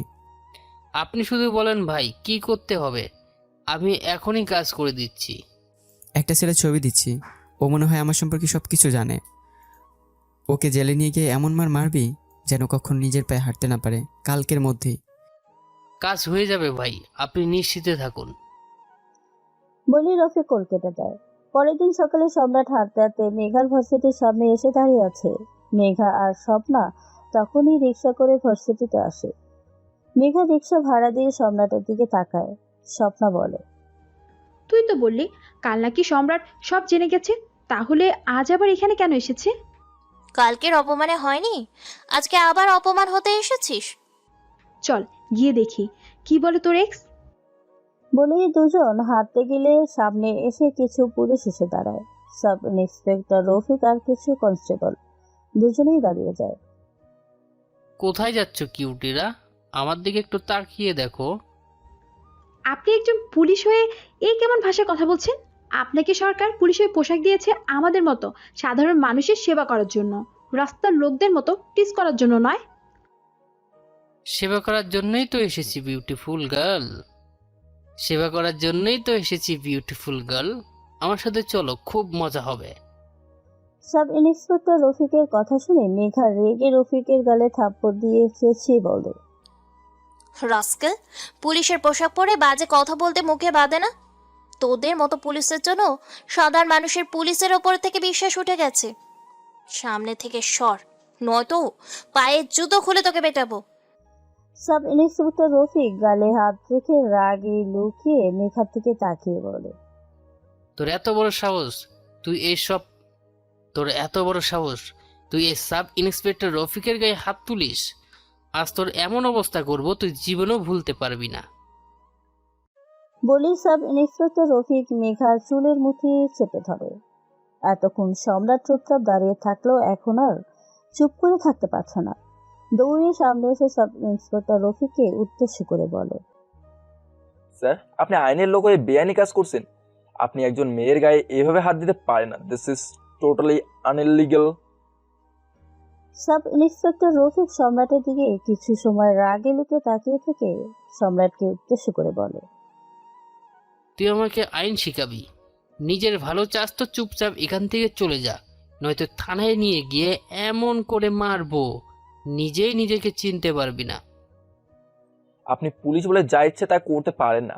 আপনাকে সরকারি পোশাকটি দিয়েছে আমাদের মতো সাধারণ জনগণের সেবা করার জন্য, আমাদের হ্যারাসমেন্ট করার জন্য নয়। এই তোরা তাকিয়ে দেখছিস কি? কি শুনছিস? ওই শালাকে ধর, গাড়ি তুল, থানায় নিয়ে গিয়ে ইচ্ছা মতো কেলালে সোজা হয়ে যাবে। সাব ইন্সপেক্টর রফিকের সাথে থাকা কনস্টেবল সম্রাটকে ধরতে গেলে রফিকের মোবাইল বেজে ওঠে। রফিক মোবাইল বের করে কল রিসিভ করে। কিছু সময় পর মোবাইল পকেটে রেখে সম্রাটের দিকে আঙ্গুল দেখিয়ে সবাইকে নিয়ে দ্রুত চলে যায়। ধন্যবাদ আমাকে সেভ করার জন্য। মেঘা, কি হয়েছে তোমার? কেন আমার সাথে এমন করছো? কি ভুল করছি বলো? কেনই তুমি আমাকে ছেড়ে দিতে চাচ্ছ? ছেড়ে দিতে চাইছি না, ছেড়ে দিয়েছি। দেখো সম্রাট, তুমি ভালোবাসা দিয়ে জীবন চলে না। বেঁচে থাকার জন্য ভালোবাসার চেয়ে বেশি প্রয়োজন টাকার। তোমার মতো বেকার ছেলের সাথে থেকে আমি আমার লাইফ নষ্ট করতে পারবো না। আমি বাকি 5টা মেয়ের মতো তোমার হাত ধরে রাস্তায় রাস্তায় ঘুরতে পারবো না। নিজের লেভেলের কাউকে খুঁজে নাও। তুমি ওই মেয়ের সম্পর্কে জানো না মেঘা, তুমি ভুল করছো। এই ছোট লোক, তোর মুখে আমার মেয়েরকে নিয়ে কোনো কথা শুনতে চাই না। নিজের মতো সবাইকে ভাবিস। আমি তোকে আগেই বলেছিলাম ওই ছোট লোকের সাথে সম্পর্ক না জড়াতে। এই দেখ কি দেখে যে তুই ওই ছোট লোকের সাথে সম্পর্ক জড়িয়েছিস আমি বুঝতেই পারছি না। ওর জন্য গতকাল আমার সাথে মেয়ের একটা ভুল বোঝাবুঝি হতে যাচ্ছিল। আমি এই ছোট লোকটার সাথে কথা বলতে চাই না, তাও ঘুরে ফিরে আমার আশেপাশে চলে আসে। ইচ্ছে করছে জুতো খুলে মারি। বলেই মেঘা স্বপ্নাকে নিয়ে চলে যেতে নিলেই সম্রাট পেছন থেকে মেঘাকে ডাকে। মেঘা পেছনে ঘুরে সম্রাটের দিকে তাকায়। সম্রাট কয়েক কদম এগিয়ে এসে চোখ বন্ধ করে একটা দীর্ঘশ্বাস ফেলে মেঘার দিকে তাকিয়ে বলে, বৃষ্টি ভেজা আকাশ যদি মেঘে থাকে ঢাকা, রোদের কি আর সাধ্য থাকে তার বুকে রংধনু আঁকা? মনটা ঢেকে রেখেছো তুমি রূপের অহংকারে। আমার মনের ছায়া সেখানে বলো পড়বে কেমন করে? তোমার মতোই মাটির গড়া একটা মানুষ আমি, আমার মনের ভালোবাসার দিলে দামেই তুমি। কালো আধার জমে আছে তোমার হৃদয় জুড়ে, তাই তো আমার মনের ছায়া সেখানে পড়ছে না। বুকের মাঝে ধরে আসো টাকা পয়সার বিশাল এক মরুভূমি, সেই মরুভূমিতে কেমন করে ফোটাবো আমি প্রেমের ফুল? জ্বালানো তো তোমার মনে আসার প্রদীপ, তাই আজ পড়ছে না আমার মনের ছোঁয়া। তবে খুব তাড়াতাড়ি তোমার চোখের ওপর থাকা অহংকারী চশমাটা খুলে যাবে। এই বেকার ছেলের কাছেই তোমাকে ফিরে আসতে হবে। Open challenge miss Megha Islam, daughter of Kamrul Islam. বলি সম্রাট উল্টো দিকে ঘুরে হাঁটতে থাকে। মেঘার রাগে মাথা গরম হয়ে যাচ্ছে। স্বপ্না মেঘার হাত ধরে বলে, ছাড়ো তো ওই ছোট লোকের কথা, কিছু করার মরদ নেই, মুখে বড় বড় কথা। গায়ের পোশাক দেখে মনে হয় রাস্তা থেকে তুলে পড়েছে। ক্লাসের সময় হয়ে যাচ্ছে, চল। মেঘাকে নিয়ে স্বপ্না ভার্সিটির ভিতরে চলে যায়। এইদিকে সম্রাট একটু সামনে এগিয়ে আসতেই সম্রাটের সামনে এসে সাব ইন্সপেক্টর রফিক দাঁড়ায়। কি হয়েছে স্যার, এভাবে আপনি আমাকে আমার সামনে এসে দাঁড়ান কেন? তোকে তো শ্বশুর বাড়ি নিয়ে যেতে এসেছি। মীর ভাইয়ের সাথে পাঙ্গা নিস তুই। এই ধর শালাকে। সম্রাটকে কিছু বলতে না দিয়ে চারজন কনস্টেবল সম্রাটকে ধরে ট্রেনে গাড়িতে নিয়ে তোলে। সাব ইন্সপেক্টর রফিক সম্রাটকে থানায় নিয়ে এসে চেয়ারের সাথে বেঁধে ইচ্ছে মতো মাথা থাকে। সম্রাটের মুখ থেকে রক্ত পড়ছে, গাল কেটে রক্ত পড়ছে, রক্তে পুরো মুখ লাল হয়ে গেছে। সাব ইন্সপেক্টর রফিক সম্রাটের গলায় লাঠি চেপে ধরে দাঁতে দাঁত চেপে বলে, বল কে তুই? মীর ভাইয়ের সম্পর্কে তুই কিভাবে জানিস? আমি কে সেটা জানলে তুই তোর জায়গায় প্যান্ট নষ্ট করে ফেলতি। আচ্ছা তাই নাকি? তাহলে তো শুনতে হয় কে তুই, দেখি প্যান কার নষ্ট হয়। বলি সম্রাটের মুখে লাঠি দিয়ে বাড়ি দেয়। সম্রাট চেয়ারের সাথে হেলান দিয়ে বড় বড় নিঃশ্বাস নিচ্ছে। তখনই কমিশনার মাইলুল সেখানে এসে দেখে সাব ইন্সপেক্টর রফিক কাউকে পশুর মতো মারছে। ভালো করে ছেলেটার দিকে তাকিয়ে দেখে সম্রাট রক্তাক্ত অবস্থায় বসে আছে। কমিশনার মাইলুল চেঁচিয়ে বলে ওঠে, রফিক সাহেব, আর এমন আঘাত ওকে করবেন না। কমিশনারের কণ্ঠ শুনে সাব ইন্সপেক্টর রফিক পেছনে তাকিয়ে সেলুট দিয়ে বলে, স্যার আপনি জানেন না, ওই ছেলেটা রোজ মেয়েদের ভার্সিটিতে গিয়ে মেয়েদের বিরক্ত করে। আমি কয়েকবার ওয়ার্নিং দিয়েছি, কিন্তু তবুও মেয়েদের বিরক্ত করেই চলছে। Just shut up, do you know তুমি কার গায়ে হাত তুলেছো জানো? স্যার আমি একজন ক্রিমিনালের গায়ে হাত তুলেছি, যে রাস্তায় ভার্সিটির মেয়েদের অস্তিত্ব করে। Just shut up mister Rafiq, এই মুহূর্তে আপনি ওকে ছাড়ুন, নয়তো আমি আপনাকে সাসপেন্ড করতে বাধ্য হব। সাব ইন্সপেক্টর রফিক কিছু সময় সম্রাটের দিকে তাকিয়ে থাকে। কোনো রাস্তা না পেয়ে সম্রাটের বাঁধন খুলে দেয়। সম্রাট চেয়ার থেকে উঠে দাঁড়ায় কোনো রকমে। মুখে রক্ত মাখামাখি হয়েছে, ঠোঁটের উপরের রক্ত নিচে ঠোঁট দিয়ে চুষে সাব ইন্সপেক্টর রফিকের মুখে ফেলে। রফিক সম্রাটের কলার ধরে রাগী কণ্ঠে বলে, তোর এত বড় সাহস, তুই আমার মুখে থুতু ফেলিস? আমি তোকে আজ মেরে ফেলবো। বলি রফিক সম্রাটের গায়ে হাত তুলতে গেলে সম্রাট রফিকের হাত ধরে ঘাড় বাঁকিয়ে তাকায়। আচ্ছা তুই আমাকে মারবি? বলে সম্রাট নিজের মাথা দিয়ে রফিকের মুখে পাঞ্চ করে। নাক ফেটে রক্ত বের হয়ে যায়। রফিক নাক ধরে বসে পড়ে। সম্রাট এগিয়ে এসে ভিতর থেকে জেলের দরজা বন্ধ করে চাবি নিজের পকেটে রেখে দেয়। এটা দেখে কমিশনার মাইনুল সম্রাটকে উদ্দেশ্য করে বলে, সম্রাট স্টপ, ডোন্ট হিট, বের হয়ে আসো। Sir just 5 minute. ওরা আমার ভালোবাসার গায়ে হাত তুলেছে, তাকে বাজে কথা বলেছে, আমি এত সহজে ওকে কিভাবে ছেড়ে দেবো? সম্রাট আই সেট নো, সম্রাট আই সেট নো হিট হিম, বের হয়ে আসতে বলেছি আমি তোমাকে। সম্রাট, ইউ নো অ্যাবাউট মি, আমি বেপরোয়া স্যার, বেলাগাম। হাতটা খুব চুলকাচ্ছে, একটু হাতের চুলকানিটা কমিয়ে নেই। বলে সম্রাট রফিকের কাছে গিয়ে রফিকের কলার ধরে দাঁড় করায়। রফিকের নাক থেকে হাতের আঙ্গুলে রক্ত লাগিয়ে বলে, ঘুষের রক্ত। মিলের থেকে প্রতি মাসে চামচামি ভালো টাকা পাস করে। সরকার তোকে এই পোশাক দিয়েছে জনগণের রক্ষা করার জন্য, নোট মিলের চামচামি করার জন্য নয়। বলি সম্রাট রফিকের মাথা দেয়ালের সাথে বাড়ি দেয়। মাথা ফেটে ফিনকি দিয়ে রক্ত বের হয়ে যায়। রফিক মাথা চেপে বাহিরের দিকে আসতে গেলে সম্রাট রফিকের পা ধরে টেনে আবার দেয়ালে ছুঁড়ে মারে। ডান হাত দিয়ে দেয়ালে বাড়ি খায়। রফিক মাটিতে শুয়ে গলাকাটা মুরগির মতো ছটপট করছে। সম্রাট চারপাশে কিছু খুঁজতে থাকে। তাকে এতক্ষণ যে লাঠি দিয়ে মেরেছে সেই লাঠি হাতে নিতেই কমিশনার মাইনুল সম্রাটকে বলে, সম্রাট জাস্ট স্টপ, অনেক হয়েছে, বের হয়ে আসো বলছি, আর মারলেও ও মরে যাবে। কিন্তু সম্রাট কমিশনারের কথা তোয়াক্কা না করে রফিকের সামনে গিয়ে রফিকের দুই পায়ে ইচ্ছে মতো মারতে থাকে। রফিক পা ধরে ছটফট করছে। সম্রাট রফিকের সামনে বসে গালে হাত রেখে ভেঙ্ক করে বলে, কান্না করছিস? কর, আরো কর। আচ্ছা, আমি তোর পায়ে কেন মেরেছি জানিস? মারবো তো তোর হাতে আর তোর মুখে। বলেই সম্রাট রফিককে ডান হাত চেপে ধরে রাগী কণ্ঠে বলে ওঠে, এই হাতে তুই আমার মেঘার চুলের মুঠি ধরেছিলি তাই না? তোর এই হাত আমি তোর শরীর থেকে আলাদা করে ফেলবো, তার বাচ্চা। বলে হাত ধরে ছুঁড়ে মারে জেলের দরজায়। বাইরে থাকা কমিশনার সহ সবাই ভয় পিছিয়ে যায়। সম্রাট হাতে থাকা লাঠিটা নিজের হাঁটু দিয়ে ভেঙে ফেলে। এরপর রফিকের কাছে গিয়ে ডান হাত ধরে ডান হাতে লাঠি ঢুকিয়ে দেয়। রফিক চিৎকার করতে গেলে সম্রাট রফিকের মুখ চেপে ধরে বলে, নো সাউন্ড। এই মুখ দিয়ে তুই আমার মেঘাকে বাজে কথা বলেছিস বাচ্চা। বলে রফিকের মুখে ইচ্ছে মতো খুশি দিতে থাকে। এরপর রফিকের গলা চেপে ধরে। রফিক শুধু পা ছুটছে, কিন্তু সম্রাটের থেকে ছুটতে পারছে না। কমিশনার মাইনুল গুলি করে তালা ভেঙে ভিতরে ঢোকে। এরপর কয়েকজন কনস্টেবল সহ সবাই সম্রাটকে টেনে বাহিরে নিয়ে আসে। আর বাকিটা তো আপনারা জানেন। সম্রাট হেঁটে বের হতে গেলে সেন্সলেস হয়ে পড়ে যায়। কমিশনার মাইনুল কনস্টেবলের উদ্দেশ্য করে বলে, এখানে কি হয়েছে? তোমরা কেউ কিছু দেখোনি? রফিক সাহেবকে দ্রুত হসপিটালে নিয়ে যাও, আর ওনার সেন্স ফিরলে হঠাৎ আমাকে কল করবে। যদি কেউ কিছু জানতে চায় তাহলে বলবে কে বা কারা মেরে থানার সামনে ফেলে গেছে। বলে সম্রাটকে দুজন কনস্টেবল সহ ধরাধরি করে তার গাড়িতে তুলে হসপিটালে নিয়ে আসে।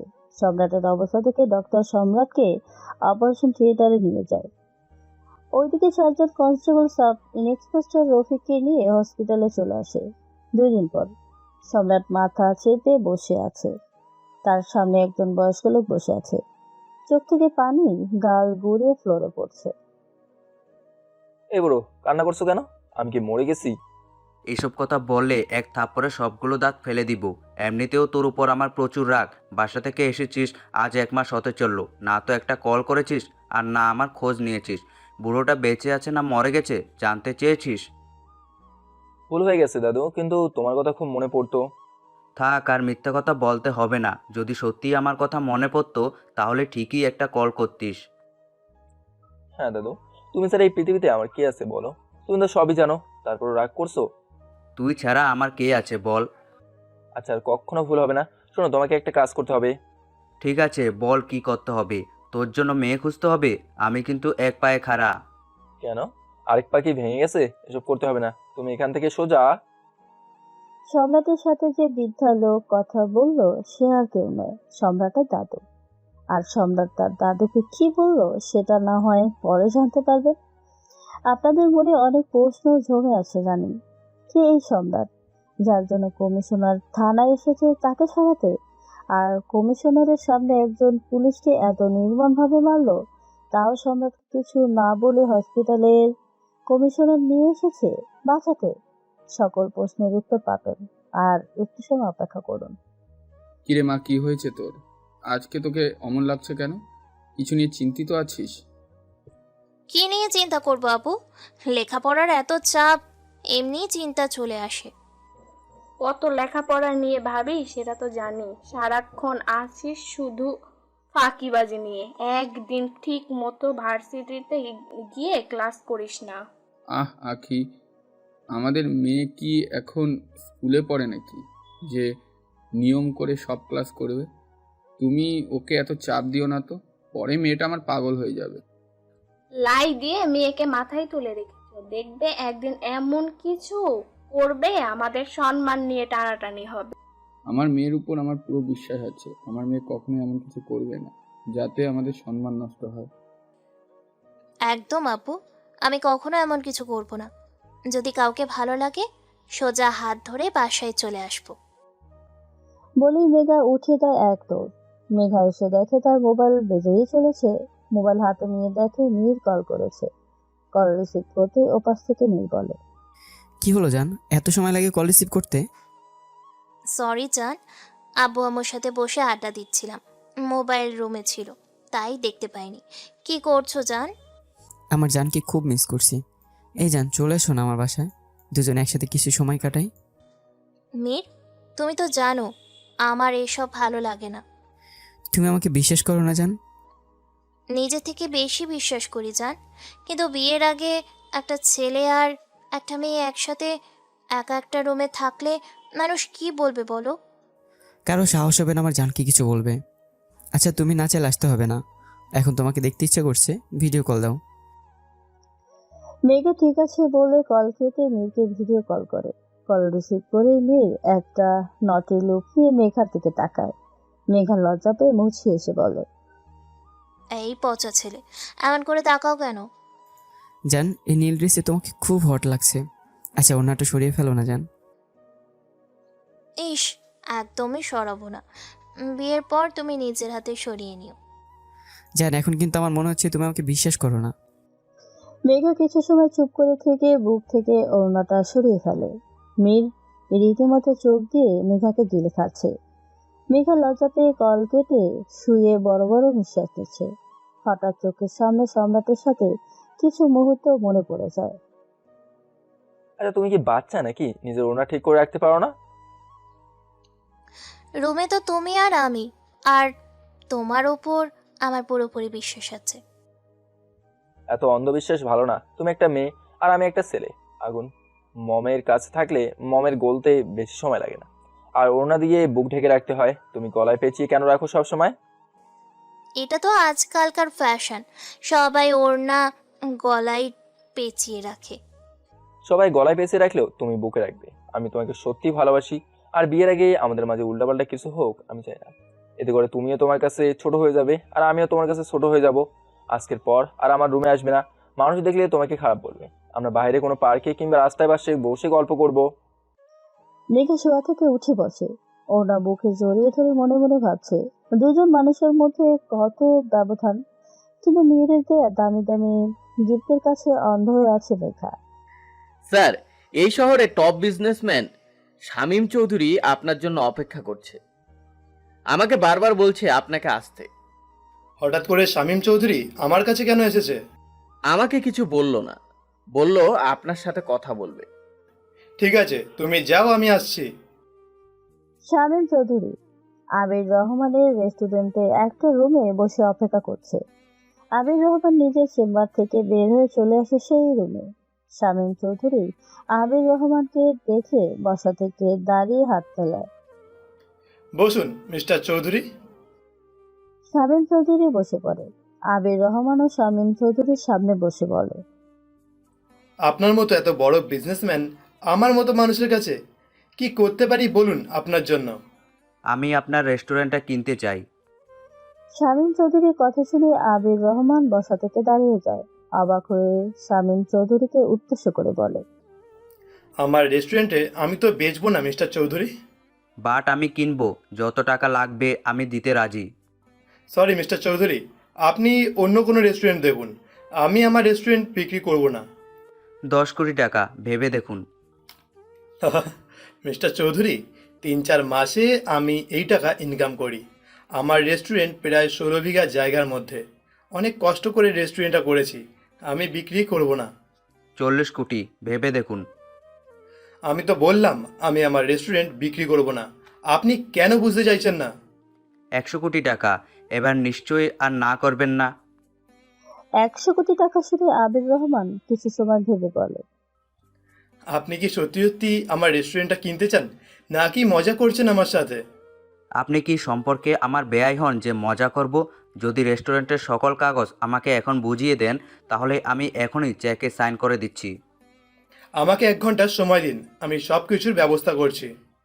আমার হাতে এত সময় নেই, 30 মিনিট সময় দিলাম, যা করার তাড়াতাড়ি করুন। আবির রহমান মাথা নেড়ে রুম থেকে বের হয়ে যায়। শামীম চৌধুরী বসে অপেক্ষা করতে থাকে। আবির রহমান নিচে আসতেই ম্যানেজার এগিয়ে এসে বলে, স্যার, হঠাৎ করে শামীম চৌধুরী কি নিয়ে কথা বলতে এসেছে? বড় কোনো ডিল দিতে নাকি?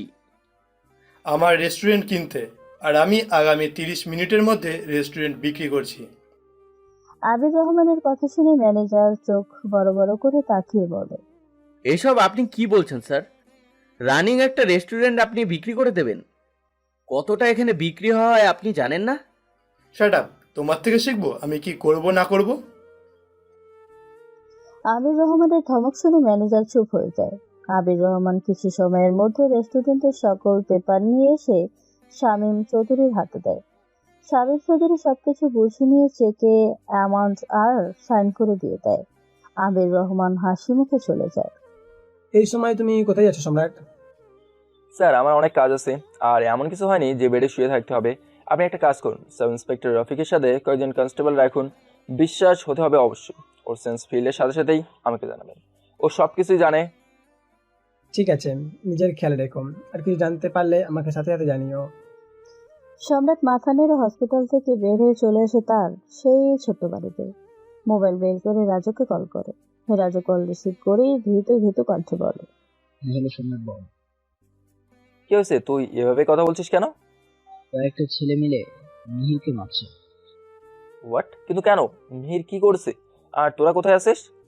শুভ ওর গার্লফ্রেন্ডের সাথে দেখা করতে ওর গার্লফ্রেন্ডের ভার্সিটিতে এসেছে, তখন মিহিরের একটা ছেলের সাথে দেখা লাগে, আর তখন ওই ছেলেটা মিহিরকে মারছে। তুই ভার্সিটির নাম বল, আমি আসছি। রাজু ভার্সিটির নাম বলতেই সম্রাটের চিনতে সমস্যা হলো না। এটা মেঘার ভার্সিটি। সম্রাট সময় নষ্ট না করে বাড়ি থেকে বের হয়ে দৌড়াতে থাকে। তো সাহস দেখে আমি অবাক হচ্ছি। তুই একে তো আমাকে ধাক্কা দিয়েছিস, তার উপর আবার আমার দিকে চোখ বাঁকিয়ে থাকাস। ভাই ভাই ও ইচ্ছে করেনি, এবারের মতো ছেড়ে দেন। তাহলে চল আমরা একটা গেম খেলি, তাহলে তোদের ছেড়ে দিব। কি গেম ভাই বলেন? আমি প্রথমে তোকে 5টা কষি মারবো, যেখানে ইচ্ছে সেখানে, তারপর তুই আমাকে 5টা। বল রাজি? আমি খেলবো। সম্রাটের কণ্ঠ শুনে সবাই পেছনে তাকায়। তখনই গেট দিয়ে স্বপ্না আর মেঘা বেরোয় আসে। অর্ক সম্রাটের দিকে এগিয়ে এসে বলে, কিরে ছোট লোক, তুই আমার আশেপাশে ঘুরে ফিরে তুই আসিস, আর গেম খেলার কথা তোকে নয়, ওদের 3 বন্ধুকে বলেছি। আমি ওদের বন্ধু, সো আমিও খেলবো। ঠিক আছে, তোর যখন মরার খুব শক্ত আয়। মিহির সম্রাটের দিকে এগিয়ে এসে বলে, সম্রাট তুই পাগল হয়ে গেছিস, তুই এদের চিনিস না, এরা খুব ভয়ঙ্কর। Don't worry. ফকিরের সাহস আছে দেখা যায়, আর শুভর বন্ধু এই ফকিরটা। তোর বয়ফ্রেন্ডকে গিয়ে জিজ্ঞেস কর, এই ছোট লোক তোর বয়ফ্রেন্ডের বন্ধু কেন? সম্রাট মিহিরের কথা শোন, তুই সাদাসিধে সহজ সরল মানুষ, এখান থেকে চল। আমি তোদের সাথে বন্ধুত্ব করছি শুধু পাড়ার দোকানে বসে সিগারেট খাওয়ার জন্য না, তোদের বিপদে নিজের জীবন দিয়ে হলেও তোদের পাশে থাকার জন্য। এর ফাওয়ালা শেষ হলে এখন শুরু করা যাক গেম। আমি রেডি। অর্ক মুচকি এসে সবার দিকে তাকিয়ে সম্রাটের পেটে খুশি দেয়। সম্রাট চোখ বন্ধ করে পেটে হাত চেপে বসে পড়ে। মিহির, শুভ আর রাজু এগিয়ে আসতে গেলে অর্ক পিছনে তাকায়। সবাই দাঁড়িয়ে যায়। অর্ক সম্রাটের কলার ধরে টেনে তোলে, মুখে শরীরে সমস্ত শক্তি দিয়ে খুশি দেয়। সম্রাট 1 ইঞ্চিও নিজের জায়গা থেকে সরে না, কিন্তু ঠোঁট কেটে রক্ত বের হয়ে যায়। অর্ক এক এক করে আরো 3টা খুশি দেয়। সম্রাট বড় বড় নিঃশ্বাস নিতে নিতে বলে, now my turn, are you ready? তুই আমার গায়ে হাত তুলবি, চুপচাপ এখান থেকে যা। এটা তো হবে না, রুলস আর রুলস। Now my turn. বলেই অর্ক নাক বরাবর খুশি দেয়। অর্ক সময় সম্রাটের দিকে তাকায়। নাক থেকে রক্ত গড়গড় করে পড়তে থাকে অর্কর। অর্ক সাথে সাথে মাটিতে পড়ে যায়। অর্কর লোকজন এগিয়ে আসতে গেলে সম্রাট ঘুরে ওদের দিকে তাকায়।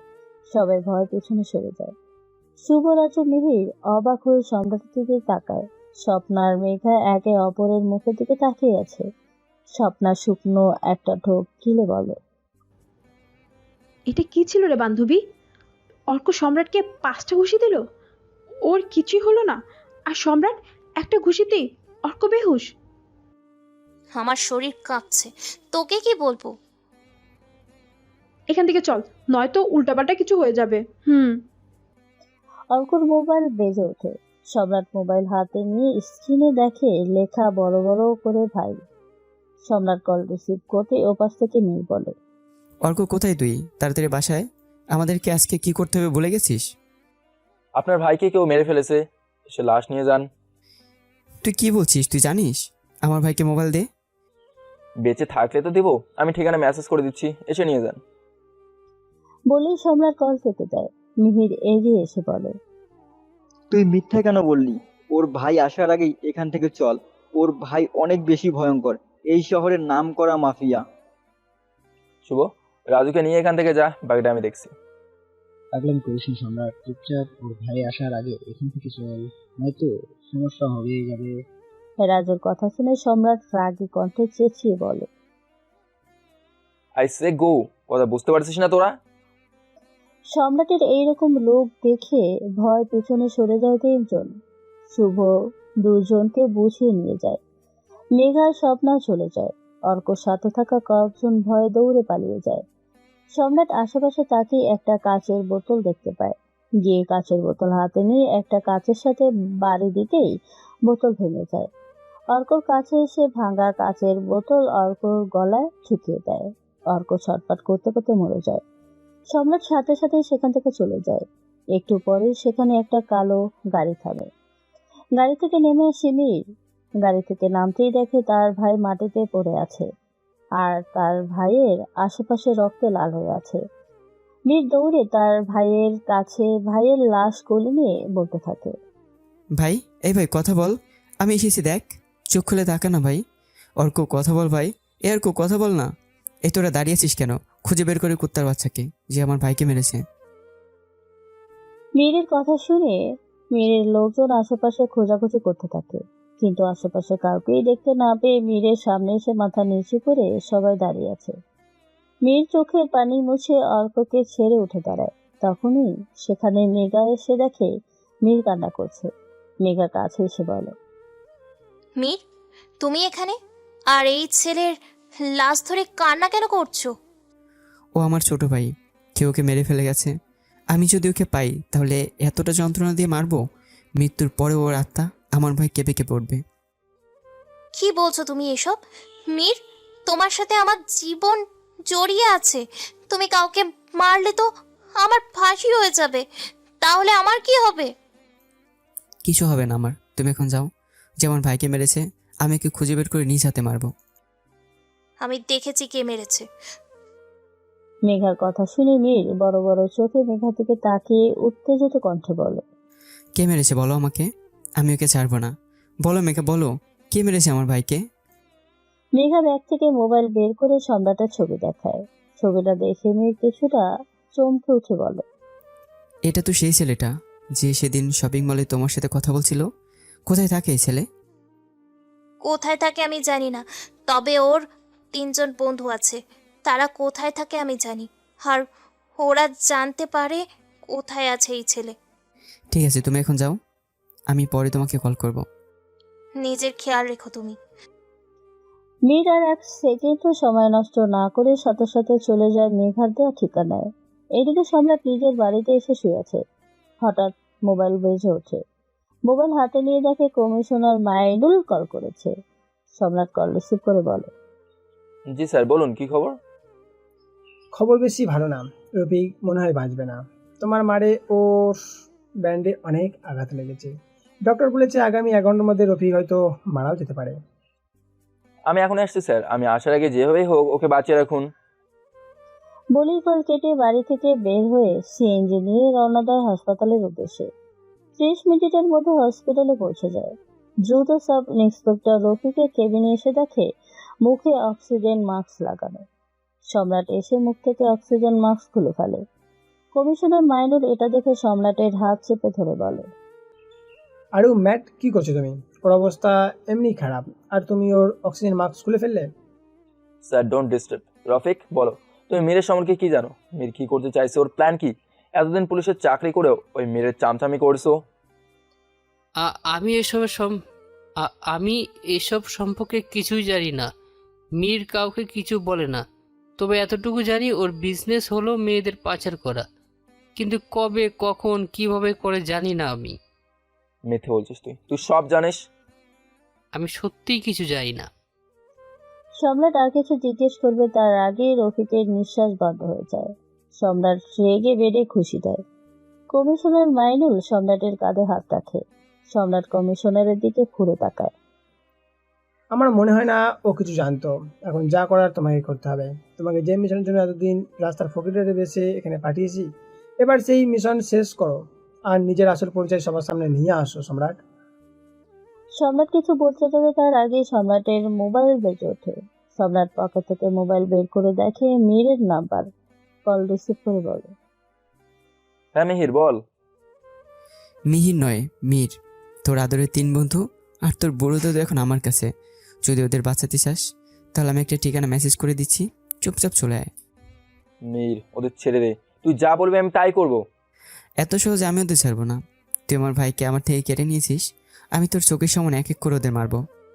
যদি আমার বন্ধু কিংবা আমার দাদুর কিছু হয়, ও তার কসম আমি তোকে এই পৃথিবী থেকে বিদায় করে দেবো। তার জন্য তোকে এখানে আসতে হবে, চলে আয়। বলে মীর কল কেটে দেয়। সাথে সাথেই সম্রাটের মোবাইলে একটা মেসেজ আছে। কমিশনার মাইনুল সম্রাটের কথা শুনে সবকিছুই বুঝতে পেরেছে। মাইনুল বলে, সম্রাট, তোমার এখানে একা যাওয়া ঠিক হবে না। খুব ভয়ঙ্কর। আপনি আমার সম্পর্কে খুব ভালো করে জানেন স্যার। সময় এসেছে নিজের পরিচয় সামনে আনার। আমি যাচ্ছি, বেঁচে থাকলে দেখা হবে। বলেই সম্রাট হসপিটাল থেকে বের হয়ে গাড়িতে উঠে গাড়ি স্টার্ট দেয়। ড্রাইভ করতে থাকে মীরের দেওয়া ঠিকানার দিকে। মীর, এটা তুমি আমাকে কোথায় নিয়ে এসেছো? আর এখানে এত অন্ধকার কেন? ডোন্ট ওয়ারি ডার্লিং, আমি তোমার সাথে আছি তো। আমার উপরে এতটুকু বিশ্বাস আছে তো? বিশ্বাস আছে বলেই তুমি কল করার সাথে সাথে চলে এসেছি। তাহলে আর কোনো কথা নয়, আজ তোমার জন্য অনেক বড় একটা সারপ্রাইজ আছে। কিছু অপেক্ষা করো, তোমার জন্য আমার রাখা সারপ্রাইজ অপেক্ষা করছে। মেঘা কিছু বলতে যাবে তখনই সেখানে একটা ছেলে আসে। ছেলেটাকে দেখে মেঘা মীরের হাত শক্ত করে চেপে ধরে ভয় ভয় বলে, মীর, এই ছেলে এখানে কেন? এই ছেলেই আমাকে তোমার ভাইয়ের সাথে এসে বাজে ইঙ্গিত করেছিল। আর এই ছেলে তো অনেক খারাপ। মেঘার কথা শুনে মীর ছেলেটার দিকে তাকিয়ে মুচকি এসে বলে, ওকে, তুমি ভয় পাচ্ছ? ওকে, ভয় পাওয়ার কিছু নেই। আমার কথা ছাড়া ওরা কোনো কাজ করে না। তুমি ওর সাথে যাও এখন। আমার একটা কাজ আছে, শেষ করে আসছি। তোর ভাবির খেয়াল রাখিস, আর যেভাবে বলছি সেভাবে যেন হয়। তুমি এখন কোথায় যাবে? আর আমি এই ছেলের সাথে কোথাও যাব না। এই ছেলে ভালো না। জান, বললাম না আমার কথা ছাড়া ওরা কিচ্ছু করার সাহস নেই। যে আমার ভাইকে মেরেছে, আমি তার হিসেব নিয়ে আসছি। তুমি ততক্ষণ ওর সাথে যাও আর রিল্যাক্স করো। তাড়াতাড়ি এসো, আমি তোমার জন্য অপেক্ষা করব। ডোন্ট ওয়ারি জান, 30 মিনিটের মধ্যে আমি তোমার সামনে থাকবো। বলে মেয়ের ছেলেটাকে ইশারায় মেঘাকে নিয়ে যেতে বলে আর নিজে সেখান থেকে বের হয়ে চলে আসে নিজের আস্তানায়। দড়ি দিয়ে বেঁধে রেখেছে পিলারের সাথে রাজু, মিহির আর শামীম চৌধুরীকে। একটা চেয়ারে বসে গেটের দিকে তাকিয়ে আছে মীর। মীরের পেছনে তার লোকজন দাঁড়িয়ে আছে, হাতে সবার রিভলভার। 20 মিনিট পর গেট খোলার শব্দে মীর গেটের দিকে তাকায়। ভিতরে যে আছে তাকে দেখে মীরের চোখ কপালে। গেট দিয়ে মেঘা ঢুকেছে।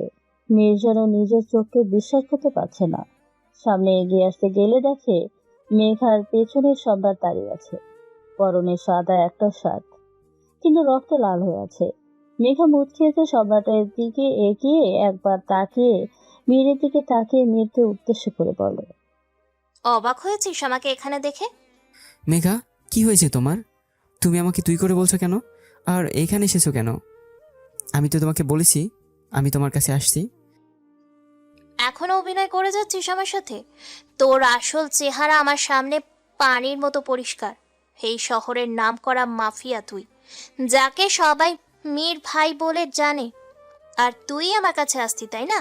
আমাকে বিক্রি করে দিয়ে তুই আমার কাছে আসছিলি। জান, কি বলছো তুমি এসব? ও ছোট লোকের বাচ্চা তোমাকে আমার নামে উল্টাপাল্টা বুঝিয়েছে। উল্টা পাল্টা সম্রাট নয়, তুই বুঝিয়েছিস। মেয়েদের সাথে প্রেমের অভিনয় করে তাদের বিক্রি করিস তুই। আমি সব কিছু জেনে গেছি। যাকে এতদিন ছোট লোক বলে অবহেলা করেছি, সেই আজ আমার জীবন বাঁচিয়েছে। আর যাকে অন্ধের মতো বিশ্বাস করেছি, সে আমাকে দিয়ে ব্যবসা করতে চেয়েছে। সব কিছু জেনে গেছো তাহলে? ভালোই হলো। আর আমি ওই ছোট লোকের সম্পর্কে সব কিছুই জেনেছি। ও সরি, ছোট লোক তো তুই নয়, এই শহরের টপ বিজনেসম্যান শামীম চৌধুরীর একমাত্র নাতি তুই, যার নামে মিলিয়ন মিলিয়ন ডলার ব্যাংকে পড়ে আছে। সম্রাট একজন মিলিনিয়র। কথাটা শুনে মেঘা আকাশ থেকে পড়ার মতো অবস্থা। অবাক হয়ে তাকিয়েছে সম্রাটের দিকে। মীর আবার বলতে শুরু করে, আচ্ছা, তুই এত কিছু থাকার পরেও ছোট লোক সেজেছিলি কেন? এই প্রশ্নটা আমাকে খুব বিরক্ত করছে। তো সত্যিটা জানার পর থেকে তোর কি আরও কোনো পরিচয় আছে নাকি? সবকিছু জেনে থাকলে আমার বন্ধুদের আর আমার দাদুকে এখনো বাঁচিয়ে রাখতি না? আমি আসার আগেই তুই এই শহর ছেড়ে পালিয়ে যেতি। সম্রাটের কথা শুনে মীর শব্দ করে হাসতে থাকে। হাসি থামিয়ে রাগী কণ্ঠে বলে, তোর মতো একজন চোনাপুরীর ভয়ে এই মীর পালাবে? তোর লোকদের কিভাবে মেরে এসেছি গিয়ে দেখে আয়, তাহলেই বুঝবি এই সম্রাট কতটা ভয়ঙ্কর। ওকেও একটু নমুনা দেখিয়ে দাও, নয়তো ও বুঝবে না। নমুনা দেখা? আগে শোন বলছি, কেউ তোর লোকদের মেরে মেঘাসহ আরো 49 জন মেয়েকে বাঁচিয়ে তাদের বাসায় পাঠিয়েছি। একটু আগে মেঘা ছেলেটার সাথে হাঁটতে হাঁটতে একটা জাহাজে চলে আসে। ছেলেটা মেঘাকে নিয়ে জাহাজের নিচের তলায় চলে আসে।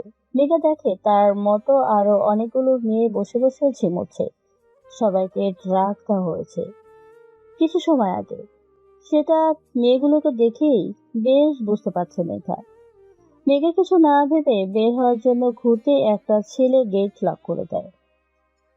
ভালো হচ্ছে না কিন্তু, আমি কিন্তু মীরকে সব বলে দিব। আমি মীরের কি হই সেটা তোরা জানিস না। এখনো সময় আছে, হ্যাঁ আমাকে এখান থেকে যেতে দে।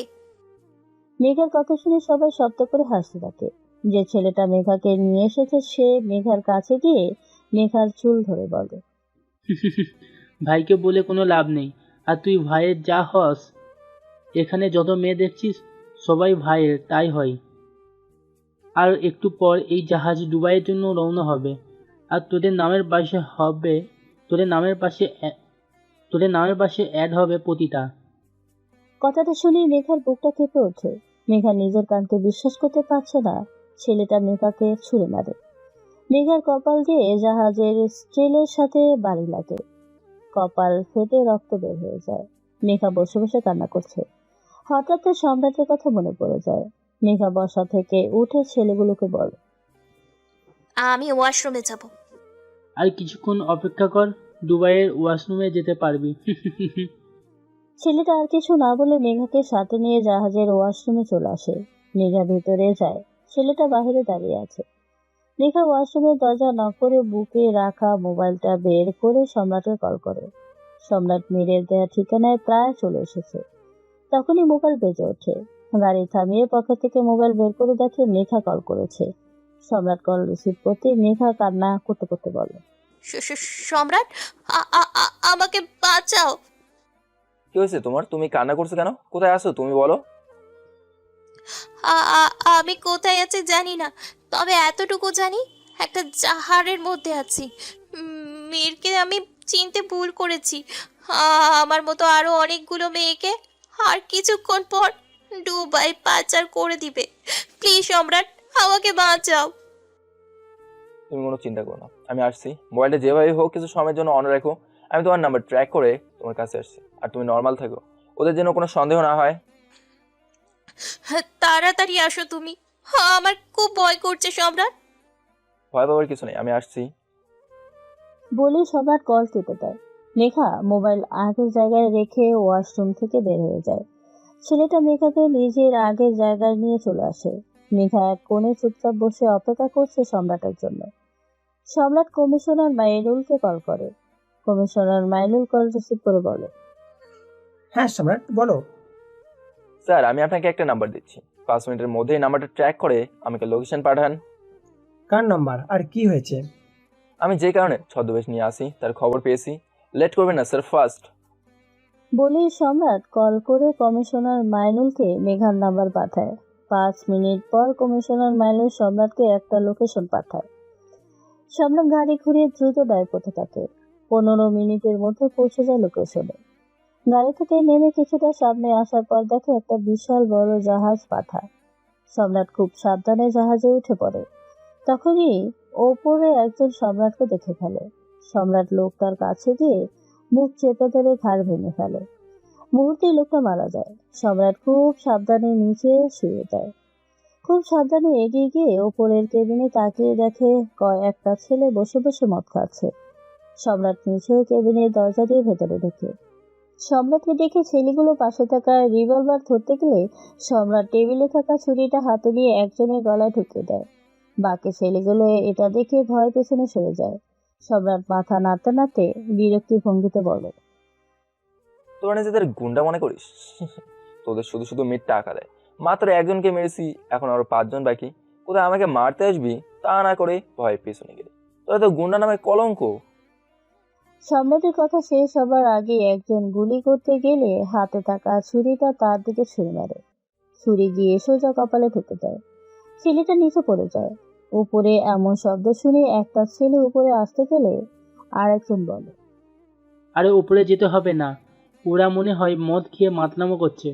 বস যাকে যেখানে থাকতে বলছে সেখানেই থাক। সবাই আর কিছু না বলে বসে পড়ে। সম্রাট আর একজনের কাছে গিয়ে ঘাড় চেপে ধরে। বাকি 3 জনের দিকে তাকিয়ে ছেলেটার ঘাড় ভেঙে ফেলে। নিচে ফেলে দিয়ে কেবিনে থাকা একটা ভাঙা স্টল দিয়ে 3 জনের গলায় বুকে ঢুকিয়ে দেয়। সবাই লাশের নিচে পড়ে আছে। সবার রক্তে সম্রাটের শার্ট লাল হয়ে গেছে। মুখের অনেক জায়গায় রক্ত লেগে আছে। কেবিন থেকে বের হয়ে গেলে টেবিলে সিগারেটের পকেট থেকে একটা সিগারেট নিয়ে জ্বালিয়ে নিচে চলে আসে। নিচ তলায় দরজা নক করে। একজন এসে দরজা খুলে দেখে রক্তে লাল হয়ে আছে একটা ছেলের শার্ট, ঠোঁটে জ্বলন্ত সিগারেট।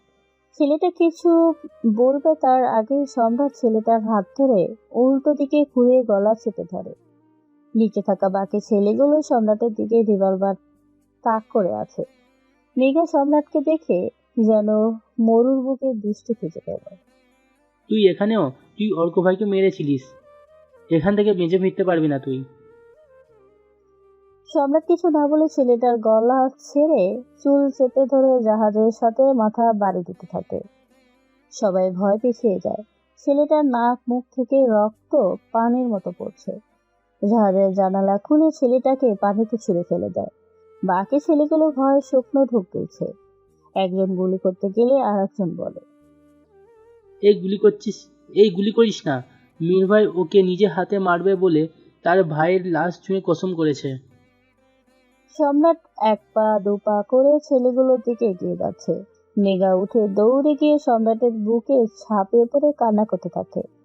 সম্রাট মেঘাকে বুক থেকে তুলে এক পাশে বসিয়ে দিয়ে চোখের পানি মুছে দিয়ে বলে, আমি এসে পড়ছি না, একদম কান্না করবে না। এ নাও মোবাইল, কল লিস্টে ফার্স্ট যে নাম্বারটা আছে তাকে মেসেজ করে এখানকার লোকেশন পাঠিয়ে দাও।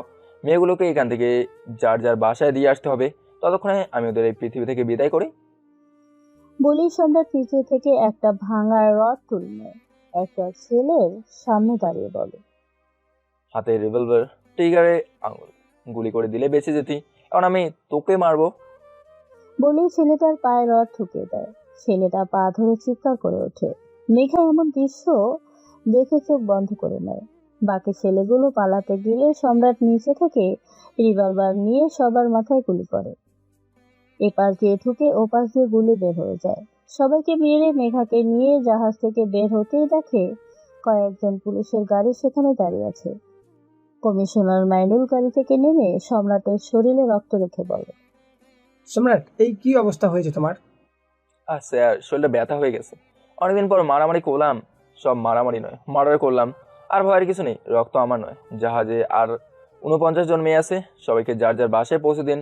আর লাশ কি করবেন আপনি ঠিক করুন, আমি মেয়ের চ্যাপ্টারটা ক্লোজ করে আসি। মেঘা, স্যারের সাথে যাও, স্যার তোমাকে তোমার বাসায় পৌঁছে দেবে।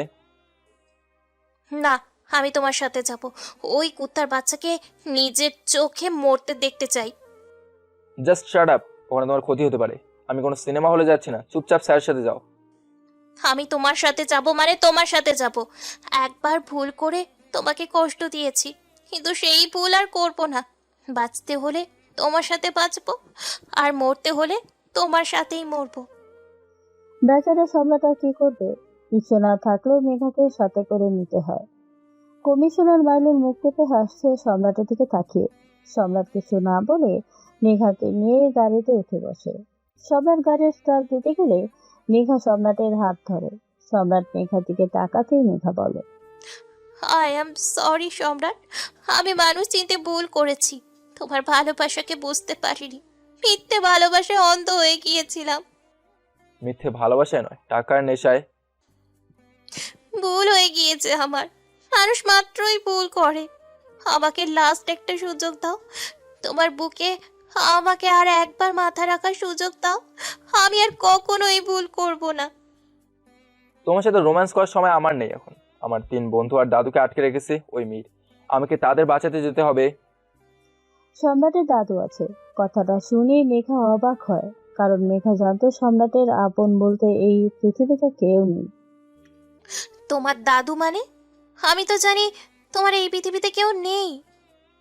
আজ সব প্রশ্নের উত্তর পাবে কি আমি, কি করি আমি, আমার আসল পরিচয় জানতে পারবে। এমন কথা না বলে চুপ করে বসো। আমার জন্য এমনই আমার লেট হয়ে যাচ্ছে। যদি আমার মিশন হাফ কমপ্লিট হয়েছে। তোমার মিশন মানে? কি বলছো?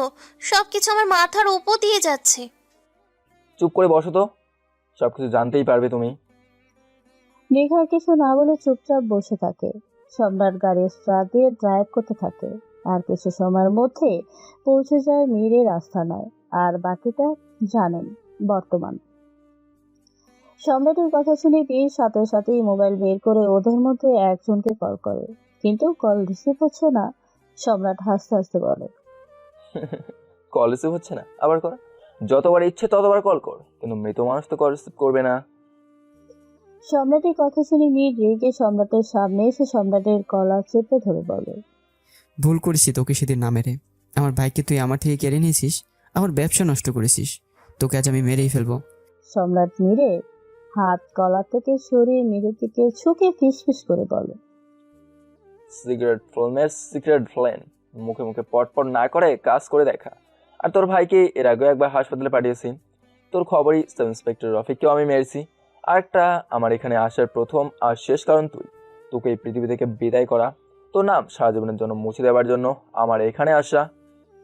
সম্রাটের কথা শুনে মেঘা অবাক হয়ে সম্রাটের দিকে তাকিয়ে আছে। মীর আর তার লোকেরা হাসতে থাকে। মীর হাসি থামিয়ে বলে, আমার আস্তানায় এসে তুই আমাকে এসব বলছিস? ওলে বাবালে, আমি তো ভয় পাইছি। ভালো করে তাকিয়ে দেখ আশেপাশে। আমার একটা অর্ডার তোকে আর তোর 3 বন্ধু সহ তোর দাদু সহ এক্স গার্লফ্রেন্ডকে শেষ করে দিতে পারে। তুই তো এটা আমার জানা ছিল না। সিগারেট ভিলেনের মতো আমার সাথে না পেরে আমার বন্ধু আর দাদুকে আটকে রেখেছিস। তুই নাকি আবার আন্ডারওয়ার্ল্ডের ডন। মীর ভাই, তোকে বাসায় গিয়ে শাড়ি আর চুড়ি পরে বসে থাকা উচিত। যদি এক বাপের জন্মের হয়ে থাকিস তাহলে আমার বন্ধুর দাদুকে এখান থেকে যেতে দে, আর আয় আমার সাথে লড়াই কর, তারপর দেখি তুই কেমন ডন। সম্রাটের কথা শুনে মীর তার লোককে ইশারায় কিছু বলে। একজন গিয়ে রাজু, মিহির, শুভ আর শামীম চৌধুরীর বাঁধন খুলে দেয়। মীর ইশারায় বলে ওদের যেতে দিতে। সবাই সম্রাটের সামনে এসে দাঁড়ায়। মীর সম্রাটকে উদ্দেশ্য করে বলে, নে, ছেড়ে দিয়েছি সবাইকে। এবার আয়, দেখ এই মীরকে। দাদু ভাই, যে জন্য এখানে এসেছিস সেটা সম্পূর্ণ করেই তোকে ফিরতে হবে। তুমি কোনো চিন্তা করো না দাদু, অনেক হয়েছে। এবার এই গল্পের ইতি টানার সময় হয়ে গেছে। তুমি সবাইকে নিয়ে যাও।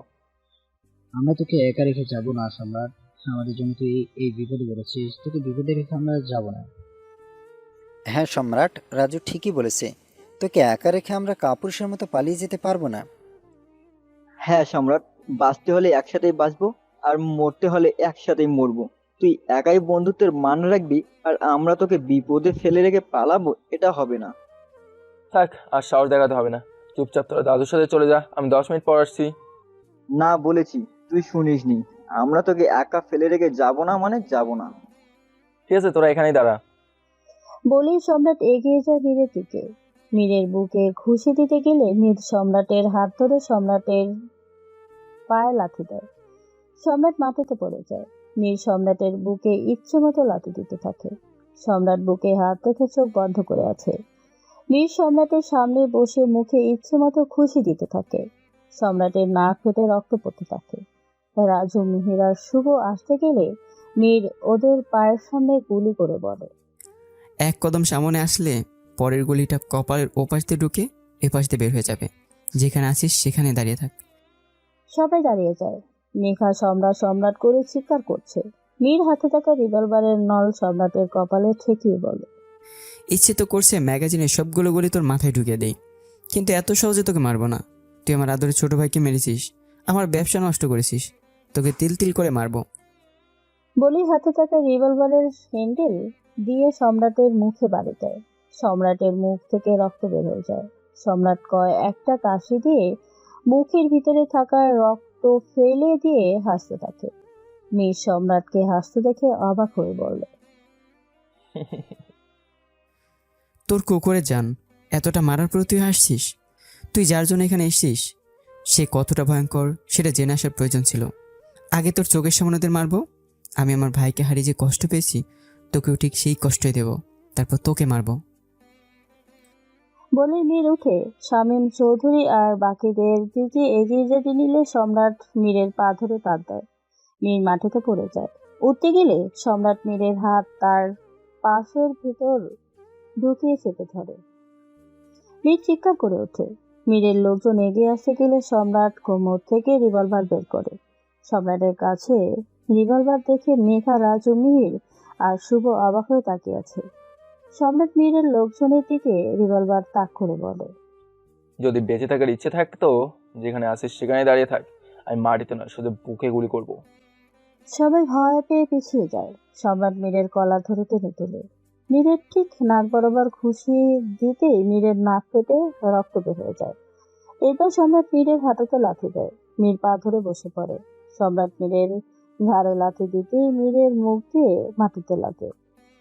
বুকে থাকা রক্ত মাটিতে লেগে আছে। সম্রাট মীরের কলার ধরে টেনে তুলে নিজের মাথা দিয়ে মীরের নাকে সমস্ত শরীরে আঘাত করে। মীর কয়েক কদম পিছিয়ে গিয়ে মুখ চেপে ধরে। সম্রাট মীরের কাছে এগিয়ে গিয়ে বুক বরাবর লাথি দেয়। মীর গিয়ে দেয়ালের সাথে ধাক্কা খেয়ে উল্টে মাটিতে পড়ে যায়। সম্রাট মীরের কলার ধরে টেনে বসিয়ে দিয়ে বলে, সৃষ্টিতে আমি রবীন্দ্রনাথ, বিদ্রোহের কবি নজরুল, কখনোই পাই না ভয়, রক্তচক্ষু এক চুলো। আমি প্রথমে মিলনের কথা বলি, আমি সাম্যের কথা বলি, তোদের মতো অমানুষের অহংকারের প্রাসাদ আমি নির্মম পায়ে দড়ি। আমি সত্যকে বুকে তুলে ভয় ভীতি মৃত্যুর সাথে রোজই খেলা করি। বলেই হাতে থাকা রিভলভারের নল মীরের মুখে ঢুকিয়ে গুলি করে দেয়। মীর পেছনে পড়ে যায়। সম্রাটের দিকে তাকিয়ে থাকতে থাকতে চোখ বন্ধ করে ফেলে। তখনই সেখানে 3টা পুলিশের গাড়ি আসে। মেঘা দৌড়ে সম্রাটের কাছে এসে সম্রাটকে ধরে বলে, পুলিশ এসে গেছে, তুমি তাড়াতাড়ি এখান থেকে পালিয়ে যাও, নয়তো তোমার ফাঁসি হয়ে যাবে। সম্রাট ঘাড় বাঁকিয়ে মেঘার দিকে তাকিয়ে একটা রহস্যময় হাসি দেয়। এটা দেখে মেঘা সম্রাটের বাহু ধরে ছাকিয়ে দিয়ে বলে, তুমি আমার কথা বুঝতে পারছো না, পুলিশ এসে পড়েছে, তাড়াতাড়ি পালাও এখান থেকে, পুলিশ তোমাকে ধরে নিয়ে যাবে। তুমি হাসছো কেন? সম্রাট, পুলিশ এসেছে, তুমি খুন করেছো, আর ওরা তোমাকে নিয়ে গেলে কি হবে বুঝতে পারছো তুমি? কিছু হবে না। কারো কণ্ঠ শুনে সবাই পিছনে ঘুরে তাকায়। 15 জন পুলিশ দাঁড়িয়ে আছে গেটের কাছে। তাদের সামনে দাঁড়িয়ে আছে কমিশনার মাইনুল। শুভ, রাজু আর মিহির দৌড়ে সম্রাটের কাছে চলে আসে। মাইনুল আবার বলে, তোমাদের সামনে যে বসে আছে সে সাধারণ কেউ নয়, এই শহরের রেসিপি সম্রাট চৌধুরী। এতদিন আন্ডার কভার ছিল মীরকে ধরার জন্য। এমপি সম্রাট চৌধুরী শুনে সবাই অবাক হয়ে সম্রাটের দিকে তাকিয়ে আছে। বাকি পুলিশগুলো গিয়ে মীরের লোকজনকে ধরে নিয়ে যায়। সম্রাট বসা থেকে উঠে বলে, হে, এসপি সম্রাট চৌধুরী, এটাই আমার আসল পরিচয়। এই মিশনের জন্য একজন বেকার ছেলে হয়ে এতদিন আন্ডার কভার ছিলাম, আজকে মীরকে মেরে আমার মিশন শেষ হলো। তুই পুলিশ, এটা আমাদের কেন বলিসনি? হ্যাঁ, আমরা তোর এতদিনের বন্ধু, আর তুই আমাদের থেকে এত কিছু সবকিছু লুকালি। এটা ওপর থেকে নিচে ছিল। কোনোভাবে যদি মীরের কানে সম্রাটের আসল পরিচয় চলে যেত তাহলে মীরকে আমরা আজও শেষ করতে পারতাম না। সবাই তাকিয়ে আছে সম্রাটের দিকে, কিন্তু মেঘা মাথা নিচু করে দাঁড়িয়ে আছে। সম্রাট মেঘার কাছে এগিয়ে যেতেই মেঘা মাথা তুলে সম্রাটের দিকে তাকিয়ে বলে, আমি তোমাকে কি বলবো জানি না, তোমাকে আমি কত অপমান করেছি, কত বাজে ভাষায় কথা বলেছি তোমার সাথে। তোমার কাছে মাপ চাওয়ার মতো মুখ আমার নেই, তোমার এতটা কাছে থেকেও তোমাকে চিনতে পারিনি। মানুষ মাত্রই ভুল করে, তুমিও করেছো। তবে তোমার জন্য মেয়ের সব নেটওয়ার্ক খুঁজে পেয়েছি। মেয়ের যাদের কাছে মেয়েদের পাচার করতো সবাইকে ধরতে পেরেছি আমরা। আর তোমার প্রতি কোনো রাগ আমার কখনোই ছিল না, বরং তুমি মেয়ের সাথে ঘোরার পর থেকে আমি ওর সব কিছু সম্পর্কে জানতে পারি। ভালোবাসতাম তোমাকে, ভালোবাসি তোমাকে, আর ভালোবাসবো তোমাকে যতদিন বেঁচে থাকবো। স্যার, এবার তো একটু রোম্যান্স করার সুযোগটা করে দিন। সম্রাটের কথা শুনে সবাই হাসতে থাকে। কমিশনার মাইনুল সবাইকে নিয়ে চলে যায়। সম্রাট মেঘার হাত ধরে এক টানে তার সাথে মিশিয়ে নিয়ে নাকে নাক ঘষে মেঘার ঠোঁট বন্ধ করে দেয়। আপনারা এটা তাকিয়ে আছেন কেন? এরা রোমাঞ্চ করে, আমরা অন্য কোথাও থেকে ঘুরে আসি, চলুন। পরের দিন সবাই সম্রাটের আসল পরিচয় জানতে পারে। যে রেস্টুরেন্ট থেকে সম্রাট আর তার বন্ধুরা অপমানিত হয়ে এসেছিল, সেই রেস্টুরেন্টের ম্যানেজার আর সেই ছেলেকে চাকরি থেকে বের করে দিয়েছে। শামীম চৌধুরী মেঘার আব্বু আম্মুর সাথে কথা বলে মেঘা আর সম্রাটের বিয়ের দিন তারিখ ঠিক করে। যারা সম্রাটকে অপমান করেছে সবাই সম্রাটের সত্যিটা জেনে নিজেরাই বকা দিচ্ছে। শুনুন, কারো সম্পর্কে না জেনে তার পোশাক দেখে তাকে বিচার করবেন না। সবাই ভালো থাকুন, সুস্থ থাকুন। গল্পটা এখানেই শেষ করছি। আল্লাহ হাফেজ।